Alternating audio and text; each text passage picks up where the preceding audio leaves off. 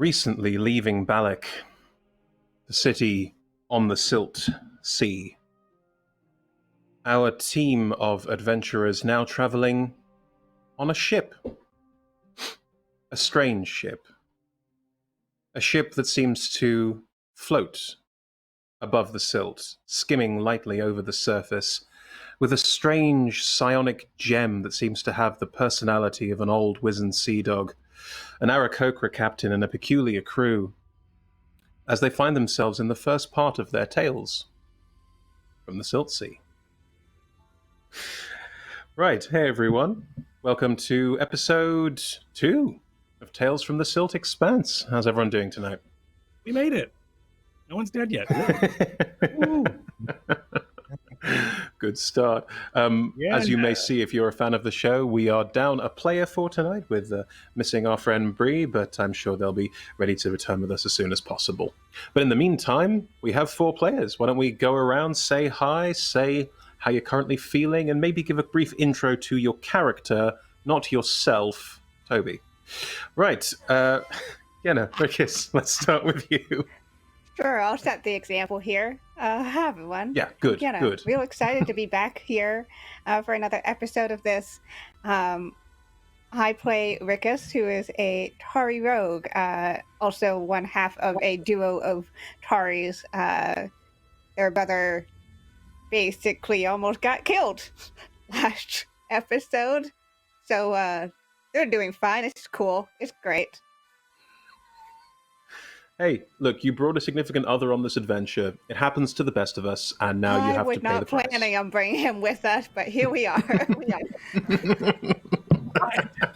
Don't worry. I'm sure you can drop him off somewhere entirely safe where no one will hurt him.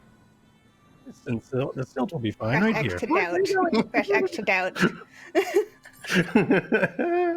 Toby. Hi.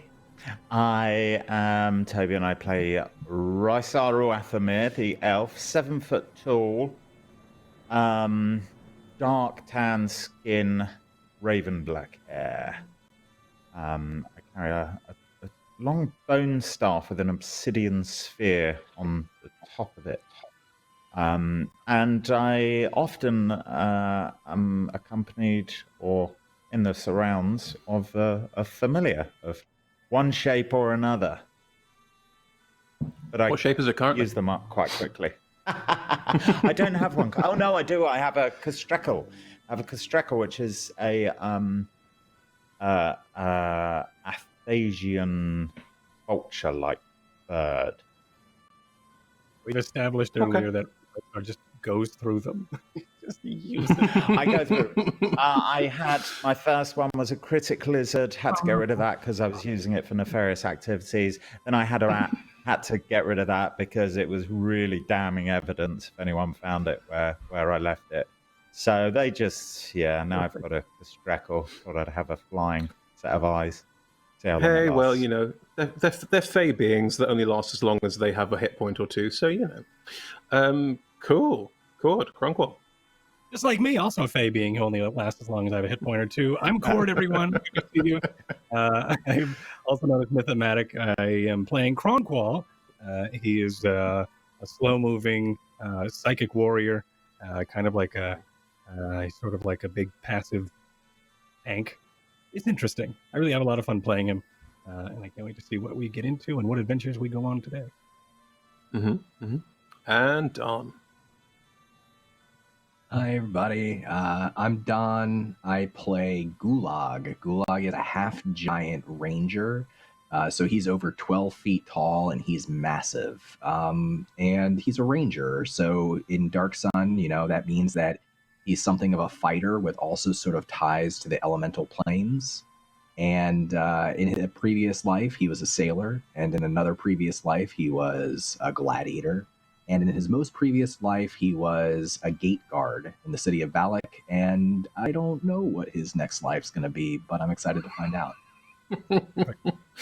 Well, you've certainly wandered into the right adventure, Mr. Many Hats. This is all very much perfect for you.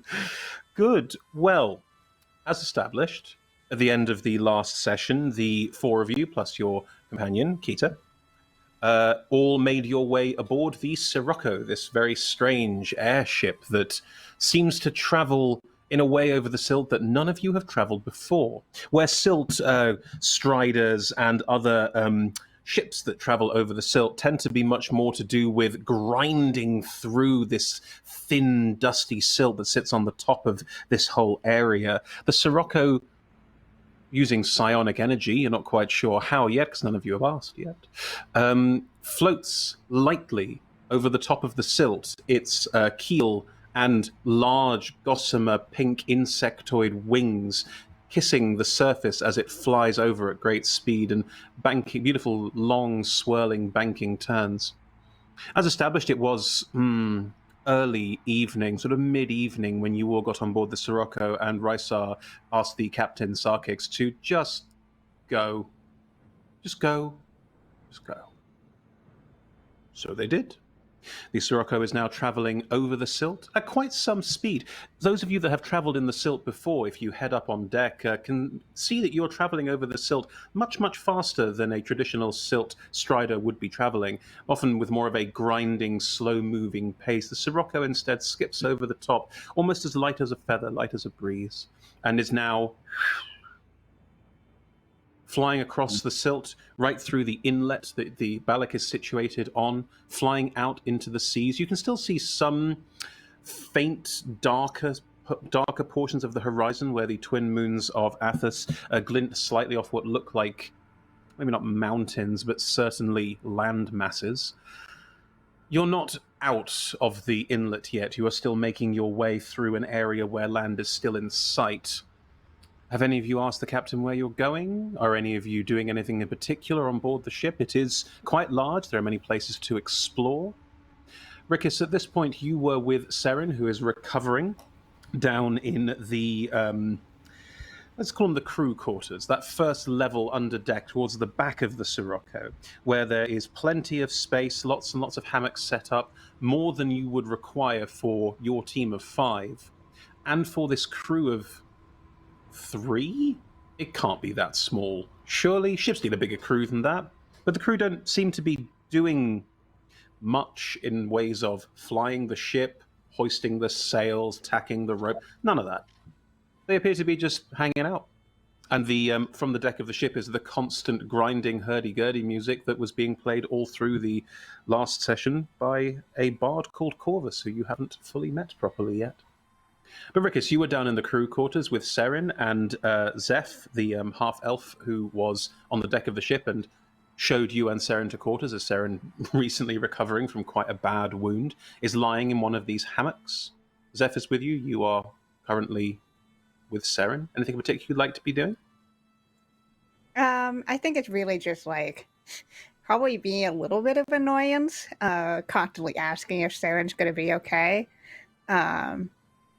I have no idea. I'm not a physician. I couldn't tell you. I'm sorry. Yeah. So this is constant, need for reassurance that's coming from Rickus, which I would not blame blame them if it was okay, now we're going to go away from your brother. Just let him rest. We're going to go elsewhere. He is...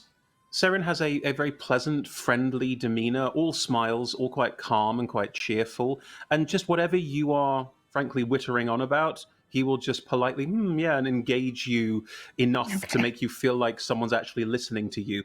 He has the kind of gentle ear and gentle demeanor that you might... Roll an insight check. Right, okay. This is definitely something that I'm good at. Uh-huh. So that's double nat 20s on that one. Damn. Whoa! Rickus, you just see straight through this character, and it doesn't come from a place of negativity or a place of ill intent. Zeph is just a very polite, kind, gentle listener. The kind of character that will just sit there, gently listening along, responding in small ways, but frankly is not.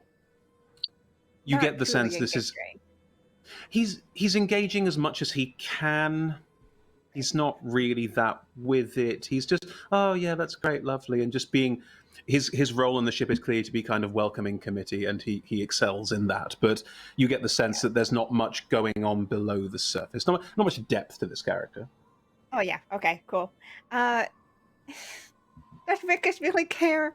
Not really, but I think after like a few minutes of this, and like after probably like 10-15 minutes of like this chatter and kind of Saren sleeping, Rickus finally kind of like pivots in terms of energy, I suppose. I should stop taking up all your time. I mean, if you're just here to like help, I mean, there's all the other ones too, for helping out with the crew stuff, right? The other crew things? I could go and check in on them. I could, but you seemed the most in need, so I thought I'd be here for you. Thank you. Really appreciate that. I mean, not a lot of people look out for us that way, because usually it's just me and Saren. But you know, it's kind of nice to be. What is this ship, anyways? Like finally looking around. Everyone deserves a bit of love and respect. Everyone. Yeah. So finally, actually looking around the ship after having been hyper focused on this one. Zeph sort of looks around with a kind of idle eye and. Well, it's a ship. Yeah, but there's only like 3 of you. There's like 3 of you. I think that's what I counted. That's not a lot of people to be doing a ship. 4 with the captain, I don't. And 5 including the ship. So. Wait, the ship's a thing? I thought ships were just ships. No. The ship is. The Sirocco has its own personality and character, and likes and dislikes, wants and needs. It is very human in its own way. Can I talk to the ship? Is that a thing you can do? Oh, you've not met the ship. Would you like to meet the ship? Reaches out a hand. Yes, definitely want to meet, and like definitely like looks over to Saren for a moment, double checks that he's still okay, and then like totally fine. Yeah, he's resting now, unconscious, fast asleep, just clearly getting over the tones of the day. And Zeph will take your hand if you'll let him. Yeah, sure. And gently guide you up to the deck of the ship. Meanwhile, on the deck of the ship, Gulag, Cronkwall, you were more towards the back of the ship, so above. These steps that go down behind the pink orb in the center of the ship, you were loitering around that point, maybe thinking about going down to find bunks of your own at a certain point. You were also, I think, both in conversation with the ship at a certain point, so... Yeah. I do remember. I think we were heading downstairs right when the wings were coming out last episode. I think we were making our way down to go look for our bunks. Okay. So I don't know. In which case you are passing. It's fine. Down upstairs. So you come up. In which case you are passing Rickus and Zeph in the stairwell as you both make your way down to have a look at these crew quarters. When we say passing in the stairwell, I am a turtle. Are we passing in the stairwell, or am I waiting outside so they can pass, and then I go? I would say that the stairs are wide enough, because it's a single stairway going down. I'd say the stairs are wide enough for you both to be able to pass just about, because Rickus is very small, even though you are very large. Okay. Rickus looks like a small child being escorted somewhere. Like, this is what's happening. Holding on. Come with the ship. Okay. So, Cronkwall and Gulag, you are both able to pass if you want to. Yeah. I think Gulag waits, like as the ship takes off and starts up, he's like wide-eyed at the top, like maybe right above the stairs, like looking over the rail, and like maybe the first time it banks, something happens for Gulag that it's never happened in any of his other voyages on the Silt Sea. He gets motion sickness, and like he drops to his knees and just like right over the top, like over the edge of the ship. He's just not used to flying. I don't think. It kind of catches him off guard for a second. When the ship banks, because it doesn't have anything to grind against, it turns at quite an angle. The deck goes all the way up to about 45, maybe 50 degrees as it can turn. So everything on the deck is bound and wrapped down. And as it turns, you can watch Corvus and the lizard folk. Let's checking names, sorry. The lizard folk, Talak, who is with Keita, the two of them also just sort of brace slightly as, in Corvus, the hurdy-gurdy never stops. It's a constant cycle, and just sort of way slightly as everything on deck, as the boat does a very sharp but lazy turn skimming out of Balak Harbor. Are you like being sick over the side, or is it more of that kind of, whoa, like this is a lot? Yeah, I don't know if he's gotten sick yet, but like he's prepared for it. Like he's like almost like dry, like just like feels the turn in his stomach. He grabs onto the side of the ship as it turns, and like I imagine his legs kind of slide out right in the opposite direction as it kind of bends. He's just like holding himself there. Are you leaning on the downside? Yeah. Corvus shouts over as you're doing this. You've made your first mistake there. You want to lean on the upside. Go on. Yeah. Oh, thanks. And he stands up and is kind of like dizzy for a second. And maybe that's when like he sees Rickus like climbing up the stairs, being led up the stairs, and he just kind of like waves. He looks sick to his stomach. Like his cheeks puff out for a second. As you climb your way up, it is a climb, it's an incline. You have to really kick off it to make your way up to the other side of the deck as the boat is turning. What do? Do you like lean on the other side? I think Gulag like being dizzy and being tall too, right? So like his center of gravity is different than other people's, which means that if he's leaning, like more of his weight is leaning backwards. Gulag probably like stays on his knees and he's like crawling. It's like almost like an army crawl to get up to the top side. As you get to the top side while it's on the banking turn, Corvus just shouts up, "Now lean over the edge." Thank you. And he does. He pulls himself over and sucks in a silty breath. As you lean over the top edge and as you sort of straighten yourself up and hold onto that, you realize by leaning over the top edge at this angle, you're basically standing upright. And you are standing upright a good like 50 to 75 feet above the silt. And you didn't realize, you've traveled on the silt before, but you didn't realize quite, A, how fast the ship is going, and B, how already that fine silt-like dust has been kicked up by the movement of the ship. And you're already realizing the air is clearer, you're higher up, and as the wind starts to tousle your hair back, you get this beautiful sense of flying, of being above it all, and you're almost above the entire width of the ship and can get this beautiful sense of everything traveling past you. It's... Roll me a con saving throw? Sure. Yeah, I think there's a moment where, like, when he sees it, his eyes go wide and he lets his legs dangle a little bit, so he's holding himself up by his arms and he breathes in the air. That's pretty good. That's a 20. Where before there was a feeling of intense sickness, and you realize that because you're how smart are you? What's your intelligence score? He's average intelligence. Yeah. It's a 10. You realize, yeah, exactly average. You realize that you, by being this high up and this on the outside of the turn, effectively, it's not like the G-forces, the idea of this being sort of pushed down and crushed down by the sharpness of the turn. You don't feel it up here. Up here, instead, you feel this beautiful, light, refreshing wash of air, and there's this really heady sense of adventure that just fills your nostrils. This sense of something new, something exciting just washes over you as the wind rushes past you. And Athos can be a place of quite grim heaviness. In many ways, your time in Balak was full of grim heaviness and politics and debate, and this is so freeing. It's a wonderful moment for you. There's just a little bit of a sound. It's a strange sound out of Gulag's mouth. It's this high-pitched, as he kind of breathes in the air and just like stares out over the spraying sands and silt of the horizon, like up at the two moons. And he just hangs there for a little while. He just takes it in. Yeah.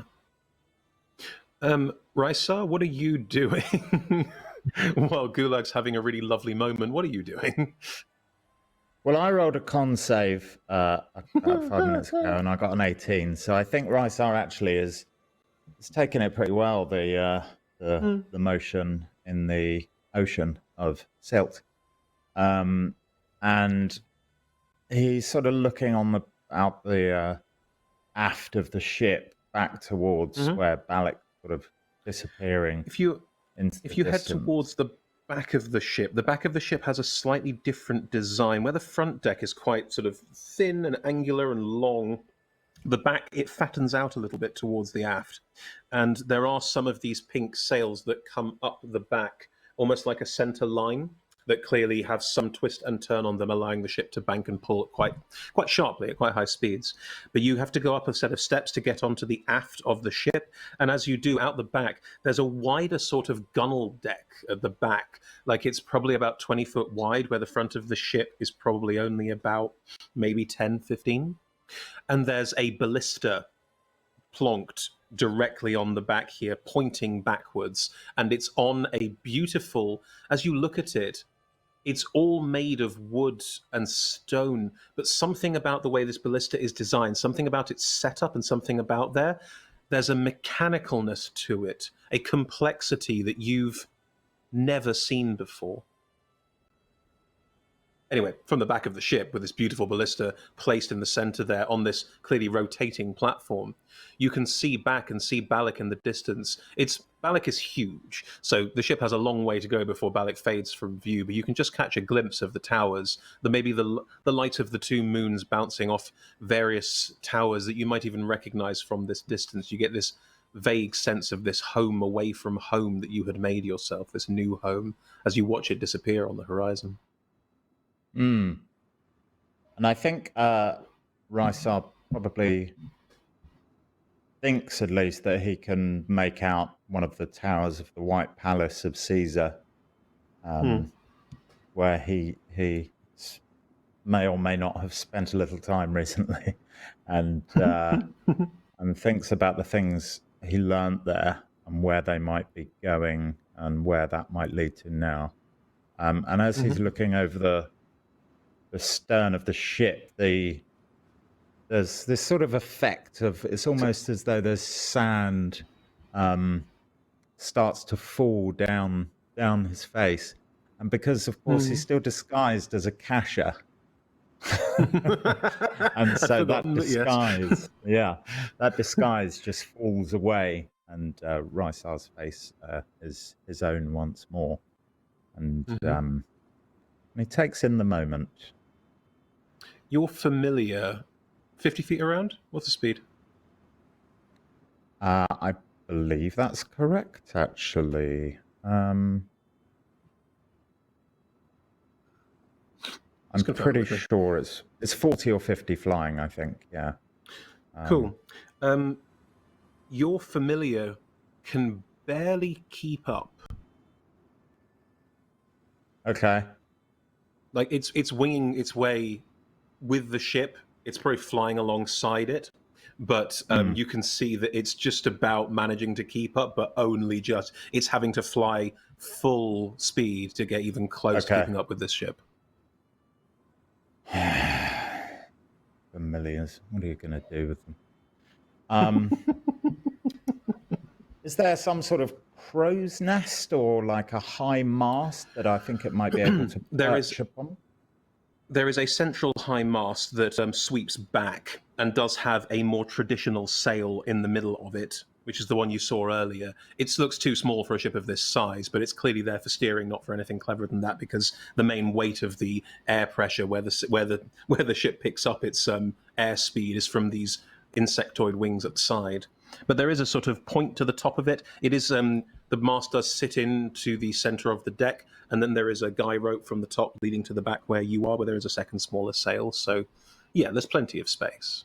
There's no sort of crow's nest to sit in, though. That's fine. It'll make do.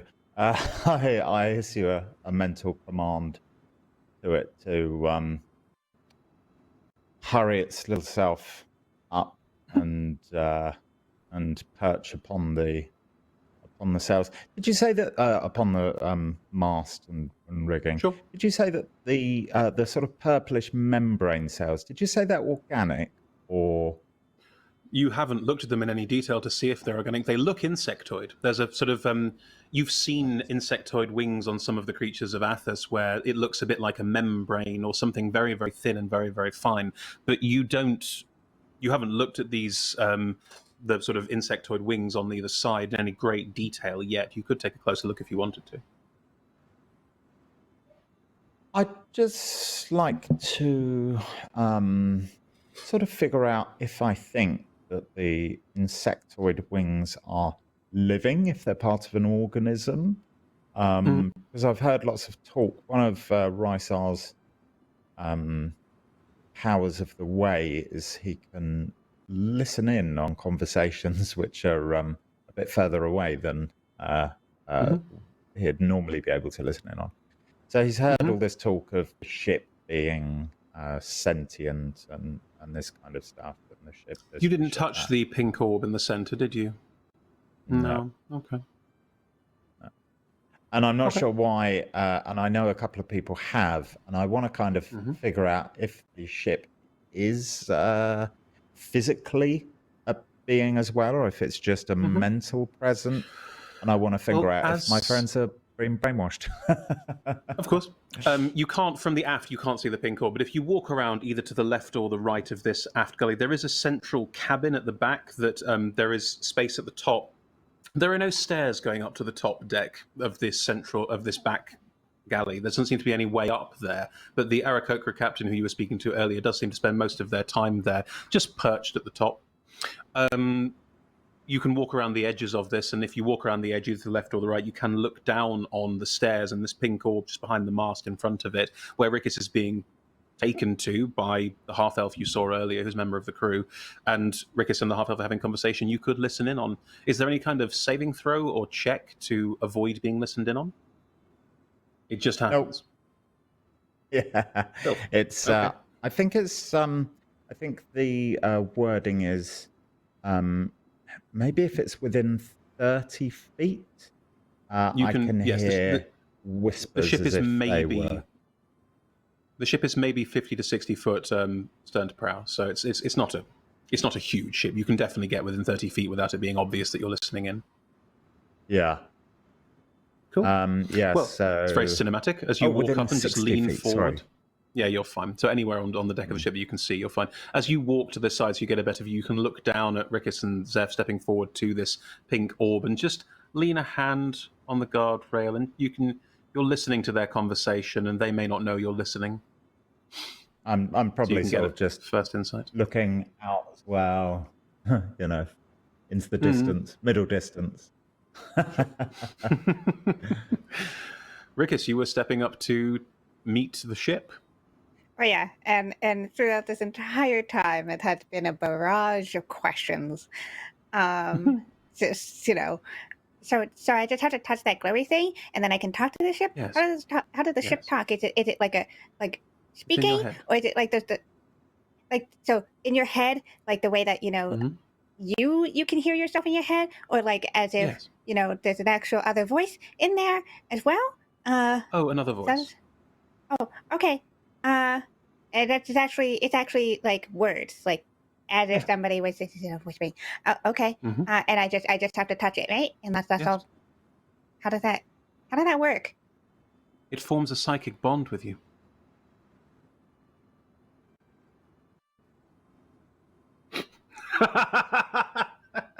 So it's just a great expression. What? Zeph doesn't offer any more information than that. Yeah, because it's like okay. Should we reach out and touch it? Yeah, we'll just reach out and touch it. Cool. You reach out and touch it. As you touch the big pink sort of, it's a sphere. You can see that it's a spheroid shape, but you're only seeing half of it because it's clearly built into the deck, and it's got the sort of a slight metal again on Athos. Valuable. It's got a metal bracing around the edge of it that's holding it in place. And as you step forward and reach out and touch it, a voice sounds in your head. One of the two that came on and didn't say hello yet. Or three. I'm not sure. Corporeal entities tend to blend into one for me. Wait, you're really a voice inside my head. Oh, I am indeed but a you're- voice inside your head. Oh, I'm the but you're- voice but- inside your head. You're also you're also the ship. The I ship am talking indeed. to me. Cool. So you're living. You're living. That's not like most ships. No, I'm not living. I'm a skyfloater orb. But you're talking to me. And Skyfloater orbs have personalities, you know. So you're not alive. That's what. No, A personality, but you're not I'm an alive? inanimate object. But then how are you talking to me? I've been given a personality. I believe it's what you call psychic resonance. My first captain had a similar accent and demeanor.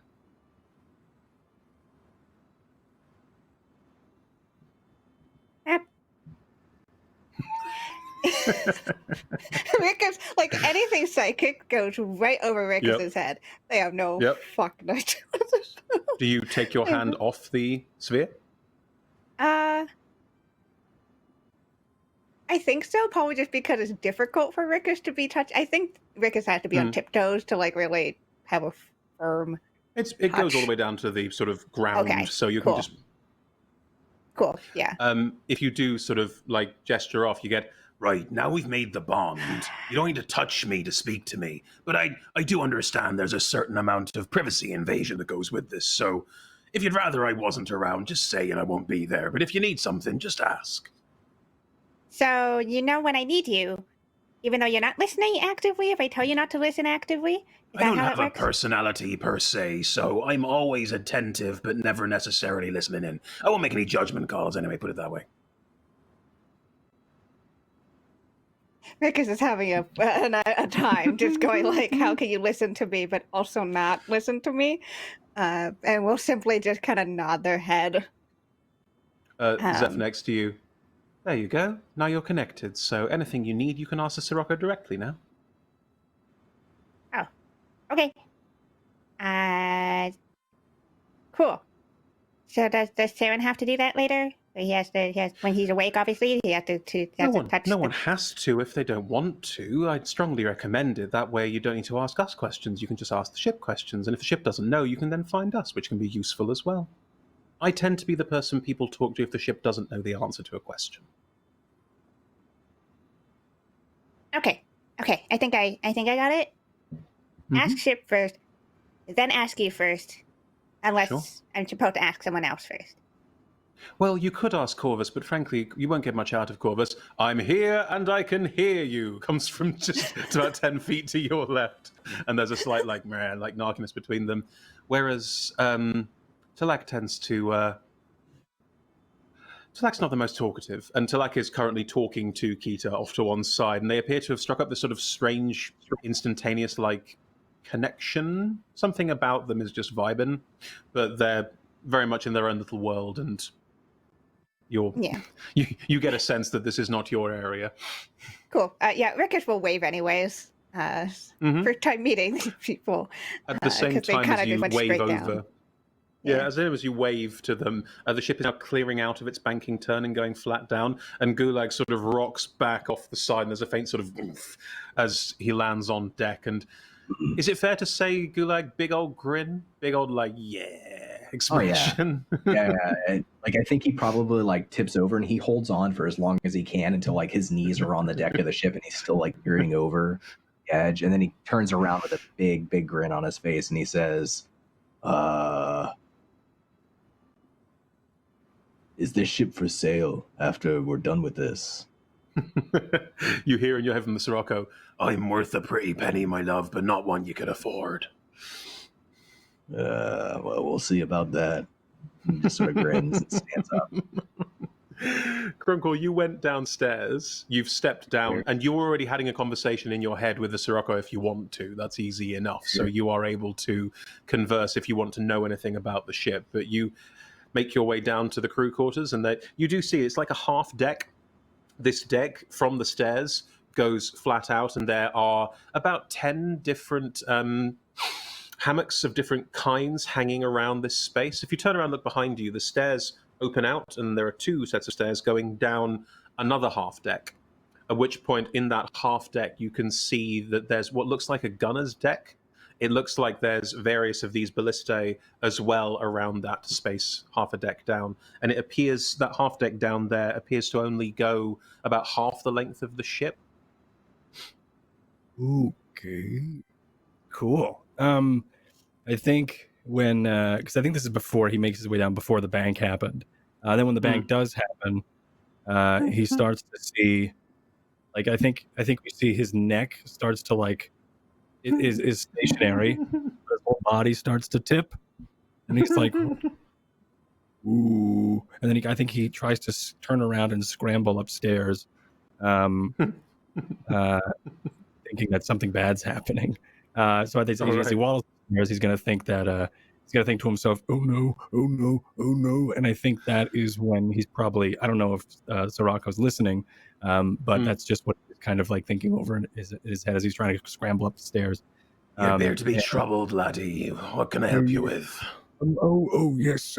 We are tipping. Are we sinking? Is everything all right? No, we're a ship. We turn. Everything's fine. As he kind of like makes his way to the top stair and looks out and sees that your neck craning out from the top stair. Yeah. And as your neck's craning out, Rikus is standing in the middle of the deck, just hand on the pink sphere, clearly communing, and Gulag's hanging over the edge with this big old grin all over his face, just having a wonderful time, while Rysara is staring off into the middle distance, very pointedly not looking at anyone. Oh. And you can see the whole horizon is about at a 50-degree angle at this point. Still like on an angle. Yeah. Right. I think that's when he's like starts to like his face slowly fades into a smile as he kind of really enjoying the view. This is kind of like what he what turtles are bred to do, is to go out, explore the edges of the world, and then come back. So it's just been so long since he's been out on a travel, and it feels good to be back out and have the wind and to be out on the Silt Sea again. And I think that's just like where he takes a moment to just let that sort of sink in, and he may make his way over to Gulag and just sort of I guess just join him in awe there. As we can rejoin that moment as the banking turn comes down and Gulag starts asking about how much the ship costs. And Rysar, as everyone's convening on the deck and clearly quite enjoying this quite miraculous ship, you wanted to look into it and see, is it organic? From just reached out and touched the crystal, you got none of the psychic conversation that was going on because it was all in Rickus's head. Unless your psychic conversation can read what's in people's heads.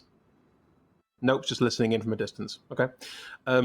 The moment that Zeph and Rickus stopped talking, Rickus touched the sphere, and then you heard nothing. There was no conversation.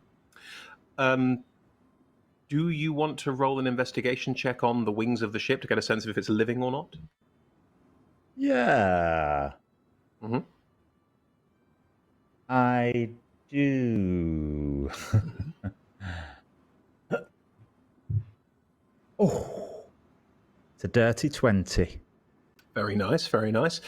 Looking down over the side of the ship, these wings that spread out, the membrane on them that is catching the wind and clearly driving the ship forward.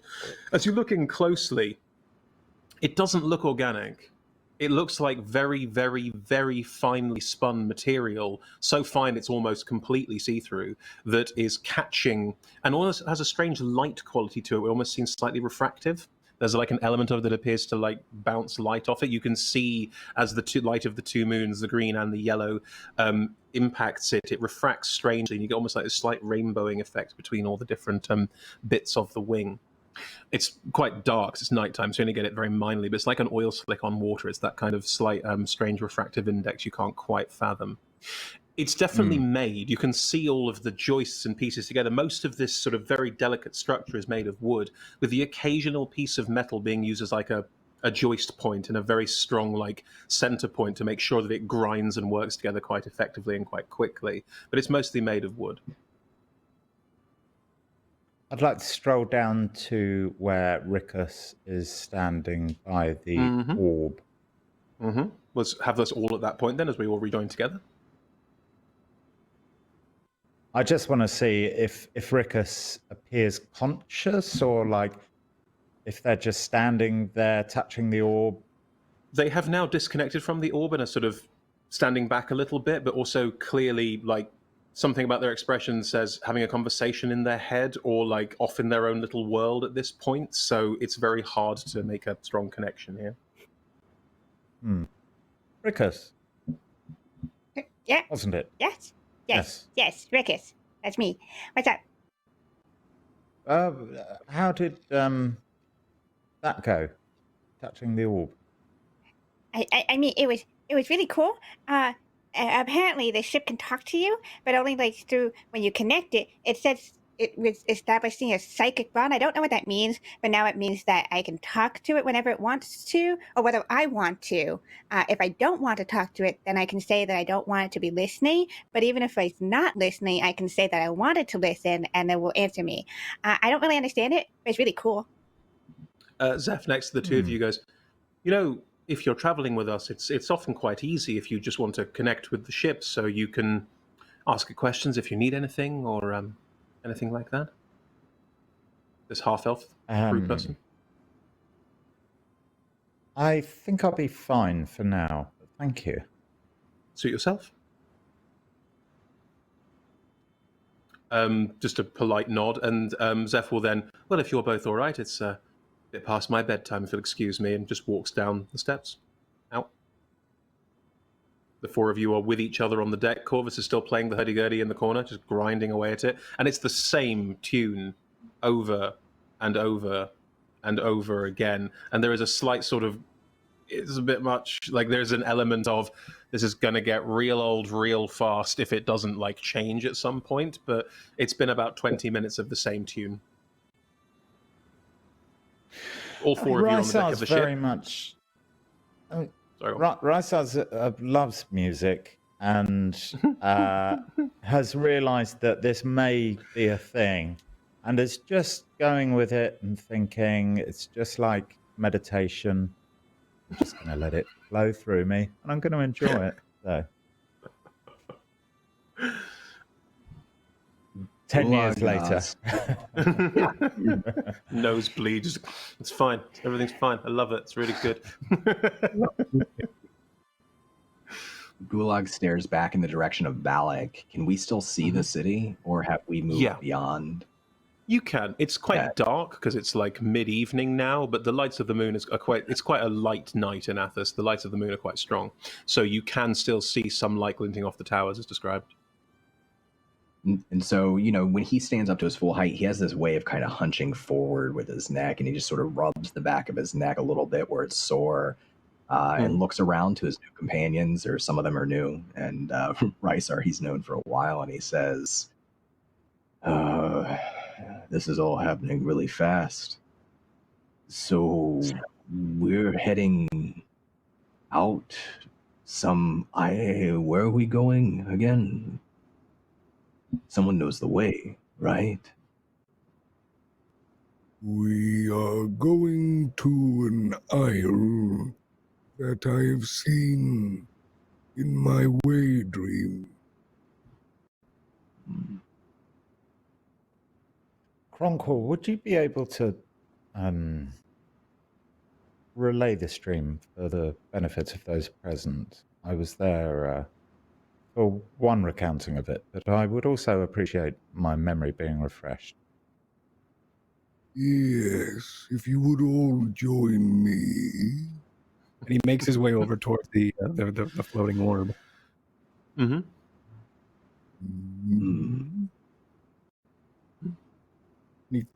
He puts his hand and he leans up against the orb, more weight than usual. And then he throws himself back onto his 2 feet again and goes, Please join me. And he do it again. And closes his eyes, and I think you see his neck just cranes back as he just like closes his eyes and really gets into it. Okay. we all got to touch the orb. Is that what's happening now? Or is that... When you put it like that, it sounds mighty filthy, just by the way. I think Gulag had forgotten that the orb told him that they could just talk to each other. Like he could, right. Okay. He shrugs his shoulder and kind of stomps over, and his hand hovers over the orb for a second, and then he puts his hand down on it.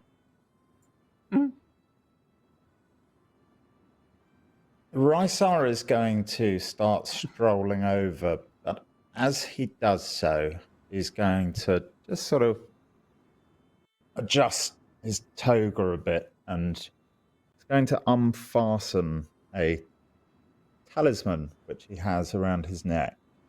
He's just going to let it drop into one of the many pockets of Rysar's robe of many pockets, which is just literally, it's got loads of pockets, not magical.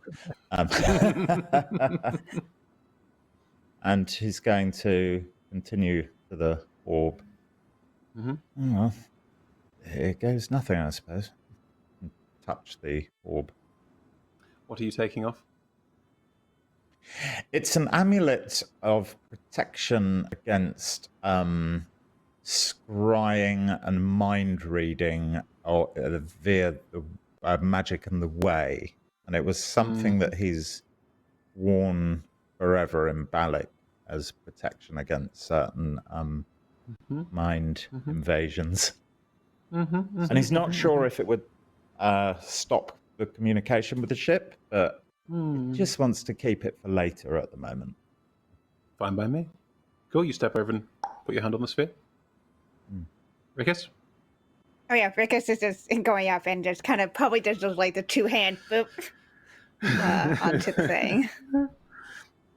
Rysar, you hear this voice for the first time, and all of you are hearing this voice simultaneously as you do this. Something I can help you with there. Oh, hello, new person. Hello. Ship. Seriously, what's going on? You're all holding me like I'm some kind of, like this is some kind of ritual or something. I don't do rituals. I float ships.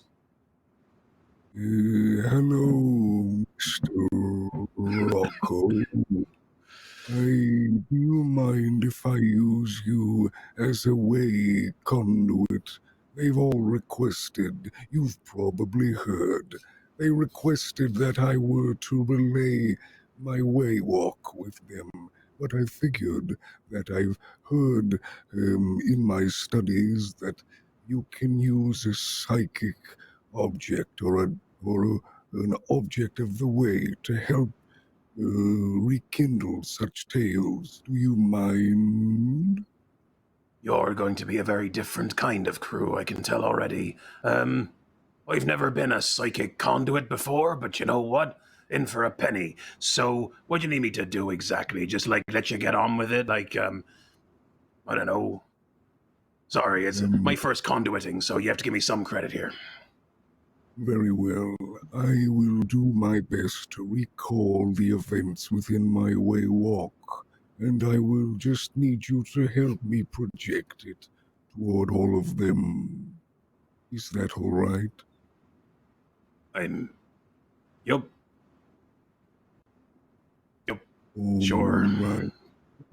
It's a very, like, you all get the sense of the ship's like, yeah, I'm a super powerful ship floater, Rob. I know it. I have no idea what Gronkle's talking about. Sure. Okay, let's give this a go. Okay. If it's worth anything, I've also never tried this either. Oh, it's both our first times, is it? All right. Yes, I will be gentle. And then so he goes ahead and he starts to think and recall the way walk. Do you want to describe the visual imagery and the recollection that you are giving to everyone here? Sure. I think we all wake up within the, it's like a silted shore, but up ahead is a thick jungle. reeds and vegetation that we haven't seen, and some of us haven't seen ever. And the through the vegetation is just darkness. The sun is shining behind our backs, or is setting behind our backs, but up ahead is just darkness. Kronqual then bows his head and tells you to follow him. And he parts the reeds, and we look at Kronqual, Marula, and Akasha as they are walking up a path in this foreign island. He then holds up a webbed hand towards his mouth, as if for everybody to be quiet, as he then starts to sneak, or at least walk as slow as he can, but he thinks he's sneaking, towards them. You see, some time passes, a tall tree-looking thing with these spindly tendrils of roots seems to pull itself out of the ground and follow them for a while. They noticed it, and they were able to sneak away and move down a hazardous cliffside to escape this thing's grasp. We as well are following, and we're able to, with that distraction, just pass by this thing unseen. We then also see up ahead a river, which is a wonderful sight, and probably a nice cooling feeling as we all see it collectively. And as Kronqual starts to sit in this river, fog starts to envelop all of us.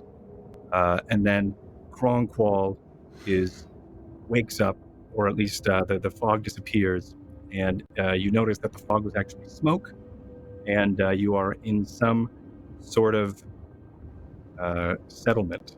It looks to be turtle in nature, where there are spans of there are stretched hide and scale, and on them are etched stories and tapestries of regalements that have been brought back to the nesting grounds. A couple of quick flashes happen, and then now the settlement is charred. There's smoke trickling off of the some of the tapestry, and the Kronqual that we were watching is now holding an egg.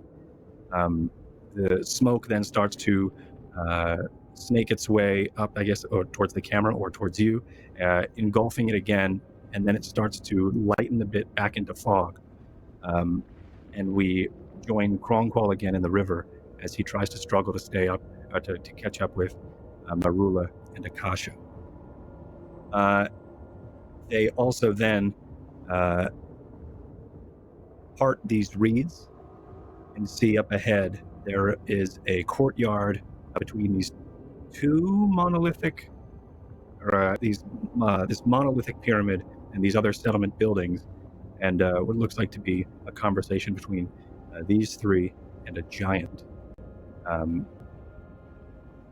And I think that is where Kronqual, the fog comes in again, and you all you open your eyes back at the ship. The last image being seen was this crimson, rust-colored monolith in this settlement of Kronqual, Akasha, and Marula talking to a giant.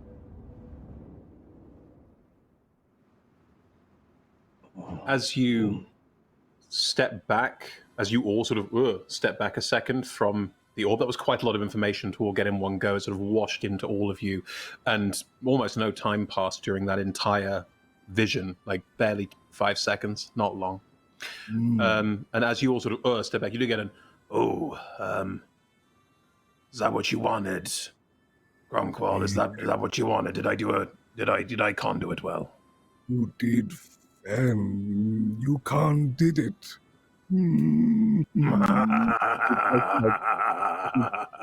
Cheers for himself as he kind of makes his way towards the mast. All of you are now disconnected from the orb and are all able to converse. I think Rickus is incredibly just like, when just a cat is just overwhelmed with sensation and just like freezes up. This is what's happening to Rickus right now. There's been too much.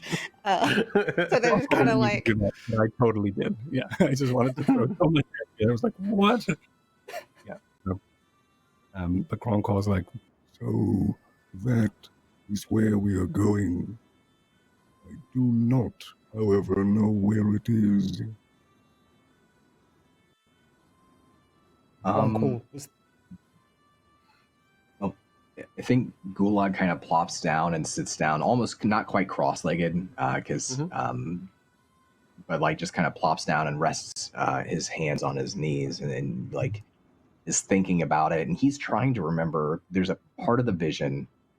He doesn't really know how to make sense of everything he saw on the island, but he saw the island, and at some point they were on the bank. They were on the shore.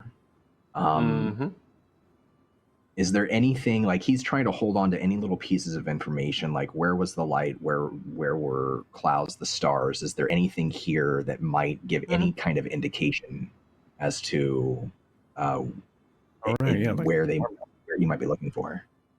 Roll me a survival check. Okay. Could I discount as? Oh. Well, I was going to say, could I help Gulag? Because Gulag has not proffered this information yet. Oh yeah, fair enough. I'm curious. Would you consider? I guess this wouldn't be desert. Like my natural, as a ranger, my natural explorer, my favorite terrain is desert. This is more like this is not really a desert. The Silt is not the desert, is it? It's a different thing. That's Although right. that being said, the whole point of the natural explorer feature of a ranger is that you use it, and if you don't use it for stuff like this, you're never gonna use it. So you've traveled on the Silt before. This is part of Gulag's backstory, that you have experience of the Silt. I will say that for your natural explorer and for your ranger abilities, the Silt counts as your favorite terrain. Okay, cool. All right, so in which case, do you already have advantage, or do you get extra bonus on that? You get double your proficiency is what you get. Okay, so you could still get help on that if you wanted to verbalize this and get Rysar's help before doing the roll. Yeah, absolutely. How's Rysar? So Gulag's just kind of like leaning forward and and you can tell that he's thinking really hard. Yeah, well, Rysar's got his usual sort of look into he's just looking at thoughts in his brain, because looking at thoughts in his brain, is he? Yeah, he's looking at nothing, but it's his thinking look, and he's come across some information in his researches previously about jungled areas of Athos. So he's like, does anyone think they can remember anything about that vision that might help us get there? Because I've got a feeling that it was... I do not know if I was transported to my home within the Waywalk. If I wasn't, then I may know where it is. If I was, then I do not know. Meaning, like in the middle of that, he had a separate Waywalk to which would kind of add some more confusion. Yeah, exactly. So that also is kind of a lot. Is if he was transported to if he had a separate Waywalk, then he doesn't know where this is. But if it did work, all right, if it was just like fog that came in and he was at home, then I guess that's also could be a first place to start. Now that I'm thinking out loud and as Cord and not Croncall. Try and verbalize that as Croncall. Good luck. Yeah, exactly. I'm going back to trying to do it. So, that being said, I think there is a place I do know very well, and that being my nesting grounds. I do not know if it is on the same island, but it is a place to start, regrettably. Now, Gulag, you were starting to try and look at the sand. Rysar knows about jungled areas of the Sea of Silt as well, and you were trying to think more about where was this, because Croncall described the sun setting behind, which gives you a sense of east and west. So with all of that information and with your knowledge of the Sea of Silt and with Rysar's information that he has, which is more Rysar's learned book information, would you like to make that survival roll to start getting a sense of where you should be going? Sure, yeah. Does it have advantage? Because Rysar's helping you, yes, you have. Yeah, Yeah. you have help. That's 23. Excellent. Right, I'll give this to you in pieces so we can start putting all this stuff together. So, Rysar, jungles are rare, especially out in the Sea of Silt, extremely rare. You have awareness of a couple of different islands you have read about that have some jungle on them, and you might be able to piece together how those interconnect. And you start describing various places that you know are bejungled. You talk of the Mountains of the Sun, you talk of the Black Isle, you talk of the Vanishing Lake, the Silt Archipelago. As you're describing all of these things, Gulag, you, casting your mind back into the vision that you just had and starting to think about all the pieces, there was a silt beach, a beached, silty area that you were Croncall was, this island was definitely on. And the sun was definitely setting. You could get a sense of the sun setting in behind you, so you got a better sense of this island, and you got a sense of the size of this island. Everywhere that Rysar's describing is too big. Good. So you were getting a sense of the size of this island from the shape that you were getting, and also from the other islands around. It appeared to have been relatively on its own. You couldn't see any other land masses from the coastline. So everywhere that Rysar is suggesting is quite large land masses or part of an archipelago, part of other islands. And this one appears to be entirely on its own and entirely unique.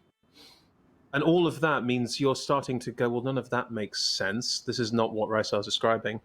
And Rysar, you remember there's a very small bejungled island, quite mythical, apparently protected by druids, ancient magic, somewhere very hard to come by. And as you in your mind, you put together Shault. As Rysar says Shault, Gulag, that's it. It's a small island, not many other islands around it, pretty much isolated on its own, on the northern end of the Silt Sea. And you've never been there before, but you are aware of the general location and aware of the general direction. So with those pieces, you should be able to guide people relatively effectively to this island that Croncall suggested. Cord, I think we've lost you as well. Oh, he's gone. I think we'll be right back. Okay, cool. But yeah, Gulag will communicate that to everyone else. Basically suggesting, I think that K-Tort's right. Perhaps we start by going to look for his island and seeing what the connection there might be. But Shault, as far as I know, it's way on the north end of the sea. We'll have to cross all of it. Pretty much. Ship, can you hear me? Arr. Did you hear that conversation? Arr. Is that I suppose it's yes, because it's like our affirmative. Are you making fun of my voice? I don't take kindly to that kind of nonsense. No, not at all. I thought I was being quite. Anyway, what do you think about this going to the far north across the entire Silt Sea?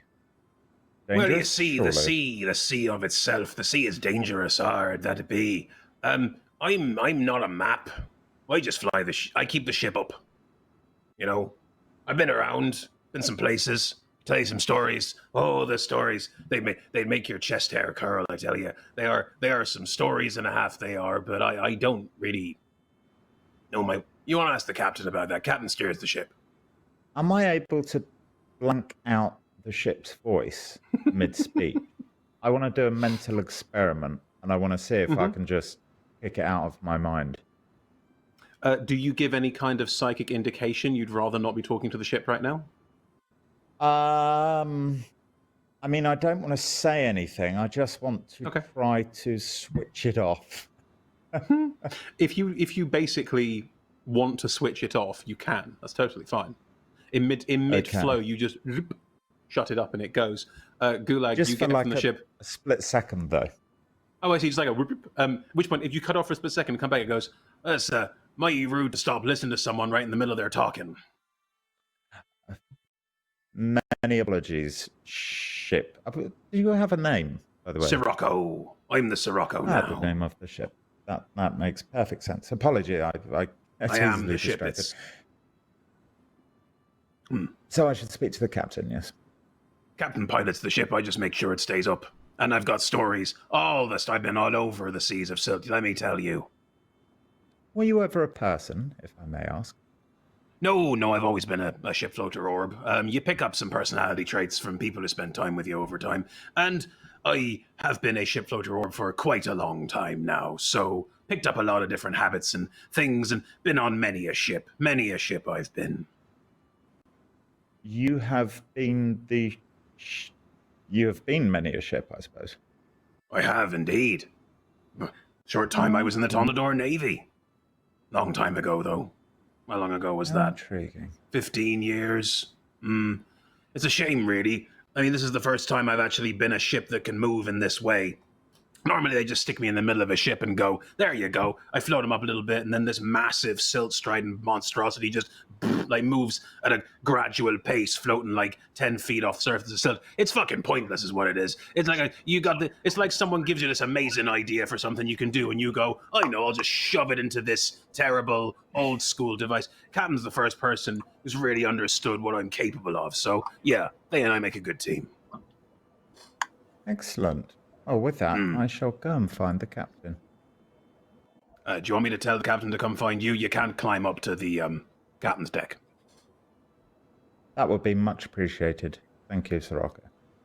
There is a flap of wings, and the Aarakocra, who was just on this like 10 foot by 10 foot like captain's deck on the top. Like, we're not talking a large space, and you haven't seen up there. You have no idea what's up there. But with a flap of their arms, they take off and land quite heavily. Like, they're not light on their feet by any stretch of the imagination. They are very sort of graceful and in the air, but out of the air, you get the sense that walking, ground, none of this is their bag, as they sort of land quite heavily amongst all of you.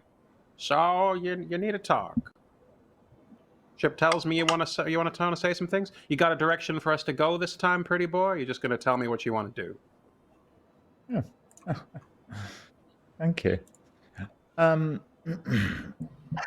Yes, well, we wanted to seek your advice, Captain. Sarkix. Wish to go. Well, my name is Sarkix. Sarkix. Captain Sarkix, though it's still my ship. I was going to say, what's the etiquette way to address you? Captain Sarkix. If we wish to go to the northernmost part of the Silt Expanse, would that be possible in this ship, or far too dangerous for a pretty boy like myself? Pretty boys usually hide a secret or two, and looking at you, I can see what they might be. Oh. Well, the ship can go where the ship wants to go. I can take her anywhere, and it'll fly pretty much straight as an arrow wherever you want to go. Sea's dangerous, though. Y'all traveled on the Sea of Silt before? Any of you? Looking at you, looks at all of you, looks at Gulag. Yes. You have. Yeah. Oh, you have too. Righto. How about you? Little person. No? Okay. Right. Massive guy. Big guy? Massive guy suits you better, but it's a bit of a mouthful. I'm going to go with big guy. So, big guy, what have you done? Where have you been? Name's Gulag. I was You're right, number Gulag. 2. Thanks, Gatord. I was number 2 for a House Salaxa vessel for a number of years. Worked with a House couple of Alexa vessel. Slow. Oh, they think they're so fast, think they're so big, but no, they got nothing. I'm sorry, you were talking? I gotta admit, I never seen a ship like this. Maybe if I had, I wouldn't have retired. But yeah, I've been out. Sirocco's my baby. No. So it's to the north. What island is it? Shault. You ever heard of it? Can't say I have. But, there's many islands on the sea. I'll surely find it. What are some islands nearby? Can you give me, you can give direction, like it's to the north, this sort of direction. Yeah, we can probably make it there. Take a bit of a while, though. It's a long, long way. We're pretty good to travel quite long distances on the Silt, unlike some of your more, traditional Silt skimmers and some of the smaller ones. We don't need to stop in the same way, because we can power ourselves over quite a long way. It's not a problem for us. Food and supplies, probably need to stop off somewhere and get some. I'd suggest Last Bastion's probably the best place to go for that, and then pick up from there. I am really hungry, and I just want to give you a warning now. I require a lot of food. And Kank nectar or wine or ale, a lot, right? Oh, I understand. Don't worry. It's plenty of food. We can get food. We can get drink. Anything you want. Look at the cargo deck, and if you look at the front of the ship, there is a sort of open, there's the wooden slatted lattice at the front of the ship that sits over, basically the front half of the ship. And if you go over and look down, it's just a very carefully stacked, very neatly arranged 3 decks down of storage, currently completely empty. We can fill that entire space with whatever you want to fill. Could be food, could be drink, could be anything you want. You can see the wheels turning behind his eyes. Now, the ship can basically carry anything in there. We can fill that to the brim, and the ship can still float, so it doesn't make any difference to us. It doesn't even change the speed. The main problem we got is that we're not what you'd call a warship. We're smugglers, see? We move at speed. We're fast, we're quick, we get the job done, but anything hits us and those wings are flimsy as all hell. If anything hits us, we'll just have to hit it back harder, right? I like your attitude. That's exactly the way I think. Good. Okay, so we're all on board with that idea, and literally on board, so we're good to go. I'll take us to Last Bastion, pick up some supplies, make sure everyone's on the right track, and then after that we can make our way north and pick up everything we need to go on the way. You got any enemies? People don't like you? Directly at Rysar. What's that? Your pretty boy doesn't like you? You having a fight, big boy and pretty boy? We can have a fight on deck. Can I watch the fight on deck? No, I like Rysar. Yes, and I like Gulag. And I like Cronqual. I'm sure we'll be fine. You don't like your little friend over here? Oh, well, I don't really know Rickus. I'm sure we'll be friends. friends at some point. Very new friends. Hopefully. I'm a big fan of very new friends, too. Maybe we can all be very new friends together. Wink. Cool. So, with that all being the case, I think it's time we made way. So, Last Bastion it is. Pick up some supplies. Take on from there. I will make a request. If we are not to go Oh, boy, to you talk slow. Barrack, I do. If we are to not go to Barrack, that would be great. I believe I have enemies. I mean, we just left Balak, and we're pretty fast, so we're not going back there anytime soon. I can tell you that for free. How long would it take to get to the Last Bastion in this fine and slender ship, Captain? Oh, we're looking at maybe 4 or 5 hours. That is about double the speed of a traditional Silt Strider for those of you that have traveled. It's very fast for the Silt Sea. Very, very fast. So we'll get there about middle of the night, be able to dock in, pick up all the supplies we need, and then head off in the morning. Excellent. Do you mind if I bed down for this the journey? Sure, check in with the Sirocco about bunks and see who owns what. That's perfectly fine. Chip's able to handle that kind of basic stuff. In the meantime, I'll be plotting courses and thinking about these strange islands you've been talking about. Sounds good to me. As they turn and basically take off again, like they're quick talking, quick thinking. They don't spend a lot of time engaging. You can have a look at them up and down as they've now been in close proximity to all of you to get a better sense of them if you want to. Insight checks are fine. Perception checks, investigation checks if you want to get a better sense of this character. Could I actually call after the captain and say, by the way, my pet, Sirocco, is with us. I hope that's okay. Why wouldn't it be okay? Just wanted to be polite, Captain. All right. There's polite and there's worrying too much. Gulag scratches the side of his face, and I think he is. He does the thing that he's been trained to do as a guard, which is to really try to discern a person's motivations. Yeah, totally. Go for it. I'll do an insight check. Oh, I've got a dirty 20. On what? 17. Perception. Perception, thank you. Rickus, are you taking a closer look at the captain, or do you just... Nah. Yeah, it was just a 14 perception and mostly just... I think this is Rickus' first time seeing Aarakocra, so it's just like, what is this person? Well, we have a 14 perception, so I can give you what you know, and then more detail in Rysar's 20 perception, was it, Ted? Mm-hmm. Cool. And Gulag, your insight roll was? 17. 17. Okay. So, visuals first, with a 14. The captain is dressed in a beautiful coat. It's sleeveless. It's a long... got a slight sort of braiding and brocading to it, but it is sleeveless because the arms are wings, and there are these beautiful long pinioned feathers on either side of the captain's arms. Their coloration is kind of red, mottled. It's not a pretty color. They're not a pretty bird. But Aarakocra in a Dark Sun Athasian environment tend to look a bit vulture-like, and there is a kind of vulture-like face. It's not that kind of prim bird. It's more of a sort of slightly mottled, slightly sort of fleshy size to the mouth, and they do have a that slight look of lived in. As they turn and take off and their wings flap out, the wings do extend quite a long way, very long spindly arms that extend quite far out, and as they do, the spindliness of the arms showcases just how large the wings are. Got quite a wide wingspan. As they move, the hat that sits sort of perched on their head at a very jaunty angle with a feather poking out the top of it, not one of their own, more purpley, does stay on quite firmly to an extent of, is it magically staying on? Because there's no way it would stay on in that kind of movement. They carry a very strange object that I think, Rysar, with a 20, you might click in that something here is amiss. It looks like a sort of long crossbow. Pieces of it are metallic, but where it would have a sort of frontage, where there would be a bolt, it appears to have an open mouth.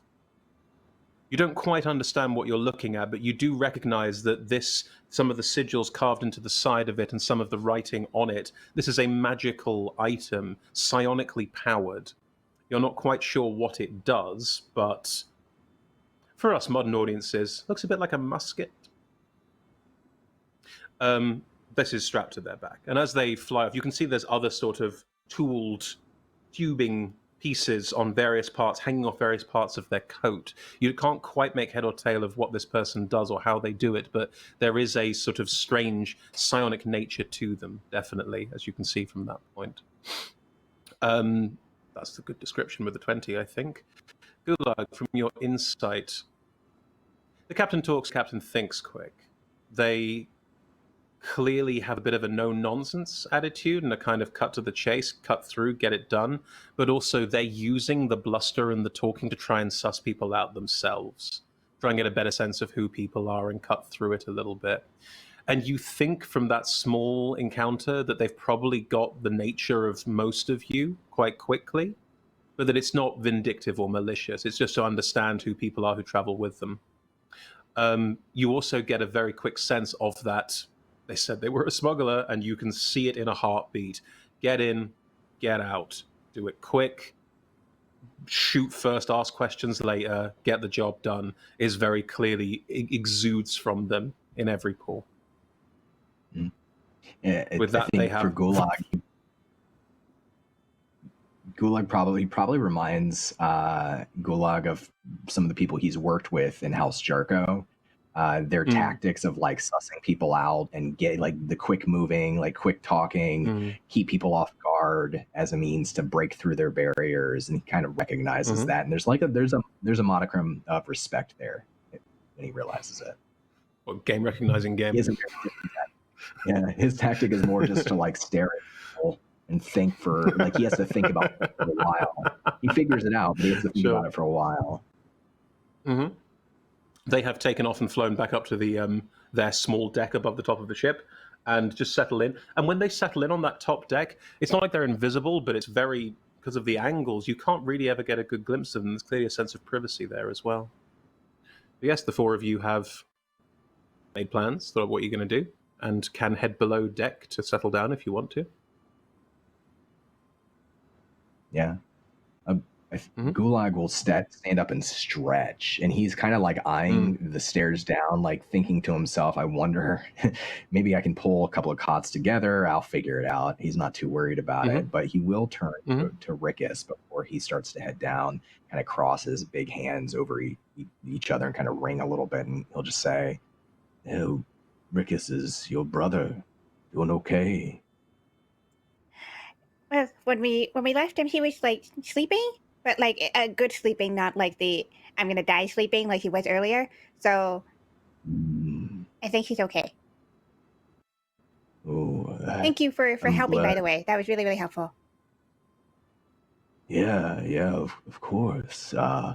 You or him need anything while we're on this journey together, you just let me know. I'll look out for you, all right? I got you. Really? Vickers looks genuinely like, huh? about this. As if this is a kindness that is not often shared with them. Yeah, of course. I always try to look out for, everyone I work with, but I don't know. I guess I have a soft spot for the Terry, your people. They're brilliant in their own way, and the way you tell stories and the way you make the most of the world. I wish I was more like you in a lot of ways, the ones I've met. And I know you're small and I'm big, so, you can always stand behind me. You need to. Thank you. Really, really, thank you. And like, I think they'll kind of like reach up and like take your hand and two tiny paws and like shake it as much as they can. Finger. And then they're like, wait. And they'll go into their overfilled pouch of stolen stuff that they have. And I think it's rummaging around and pulls out what would probably be a necklace for Rickus's size, but it's probably more a bracelet for Gulag's size. Let's face it, if it's a necklace for you, it's probably like a finger ring for Gulag. Just a ring. You slide it on a palm. Yeah. And it's this not polished in the way that a fine craftsman would or a fine artisan would, but it still has a level of care and knowledge to its creation as they pull out something that they made and kind of like, again, hold it out to Gulag. Yeah. He'll take it and kind of like hold it up in the moonlight a little bit to get a better look of it. He'll slide it slowly on his thumb and he'll say, thank you. Is there a story behind this? I just like making things, but usually I don't have people to give those things to. Saren says that I should stop giving stuff to him because he had too many things and he can't wear them all the time or he jingled too much. So it's yeah. I like making things. Thank you. Well, I think I should get some sleep. I know 5 hours. It's not a long time, and where we're going, you never know what we might run into. So, just wanted to say, if you or your brother need anything, you know where to find me. I'm not going anywhere. And you're really easy to spot. Yeah, I know. I've been told that before. Kind of cracks a smile and stands up again. And he looks down at the ring on his thumb, and he just kind of, yeah, and then waves and stretches and starts to turn to head downstairs. As you head down the stairs, Gulag, it's not quite tall enough for you, but you are able to straighten your back out as you go down the stairs and then manage to sidle your way in. There is a very, very large hammock at the back designed for someone your size. Huh. How about that? And he gets a big smile on his face, and like he could thump like through the room, and almost like dives face first onto this massive hammock. It's at the back, and you just have this whole hammock to yourself. Zeph is lying in one slightly further forward. Kita's come down by herself and has settled in, as has Talak. And Corvus is still on the deck. The hurdy-gurdy is still going, and it's still rolling away quietly into the night. Rickus, you can easily find a space next to your brother. That is no problem at all. The hammocks that your brother and you are in are a bit smaller and a bit lower down, and mainly made of people your size as well. Cronkwall, Rysar, were you also heading down to bed down? Correct me if I'm wrong. Yes. Mm-hmm. And Cronkwall heads down. What is your passive perception, the two of you? Just the two of you. What a great question. Just the two of us. Let me find out for you. Just the two of us. Gator and I. 14 is mine. 14 for you. Cronkwall. I open up Roll20 because my computer decided to sneeze. Whilst Cord's doing that, Chris, can I just, if I get the chance, if I pass the bard, I really want to, the person with the hurdy-gurdy. Yeah, that's a bard. I just want to say, are you all right? Fine. Couldn't be better. Why? No, just, did it ever get monotonous? You... No? There's like one bicep look developed where they've been ranking this. Roll me an investigation check. Roll me an investigation check. 12 is my passive perception. 12, thank you.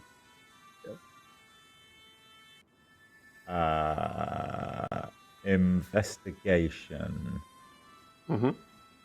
23. On fire. Yeah, one bicep is definitely bigger than the other. God. All right. Great music playing. Right, so as you're on deck, you don't go down yet. No, but you don't go down yet. Just hold that thought because you see something. Cronkwall, you head downstairs. How are you heading down to bunk down for the night? I think he makes his way down, and he kind of...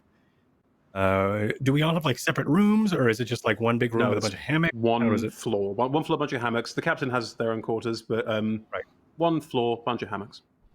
Okay. I think. I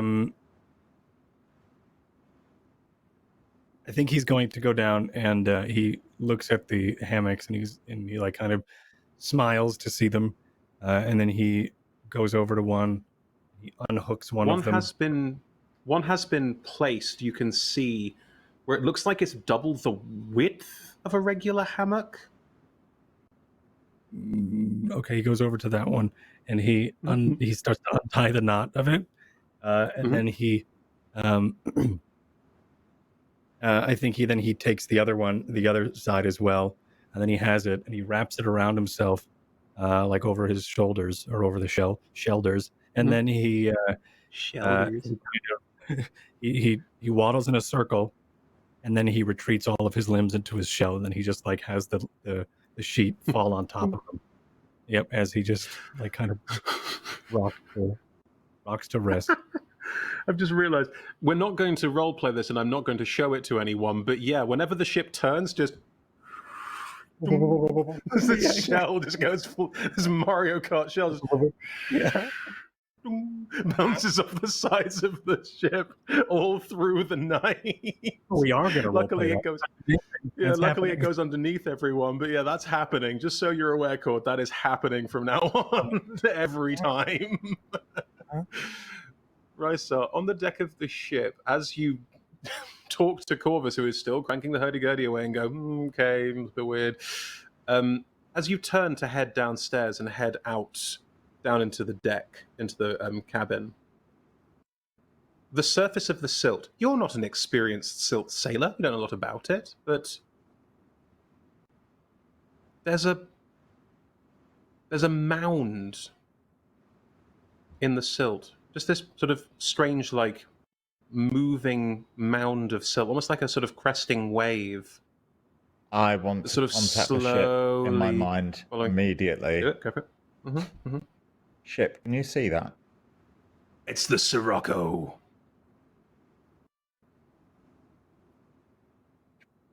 Apologies. Sirocco, can you see that? The Sirocco, definite article. The Sirocco, Correct. can you see that? See what? There is a mound moving in the silt. I fear it may be a creature. Mound in the silt? That seems peculiar. I can't imagine what that could possibly be. Captain, could you contact the captain for me, please, the Sirocco? Arr. Yeah? Comes from the top deck, just shouted out, yup, what's the problem down there? Can you see that mound in the silt? Oh, that's just a wave, silt wave. They come and go, pass all the time, no big deal, nothing to worry about, nothing to see here. Why don't you go and get some rest now?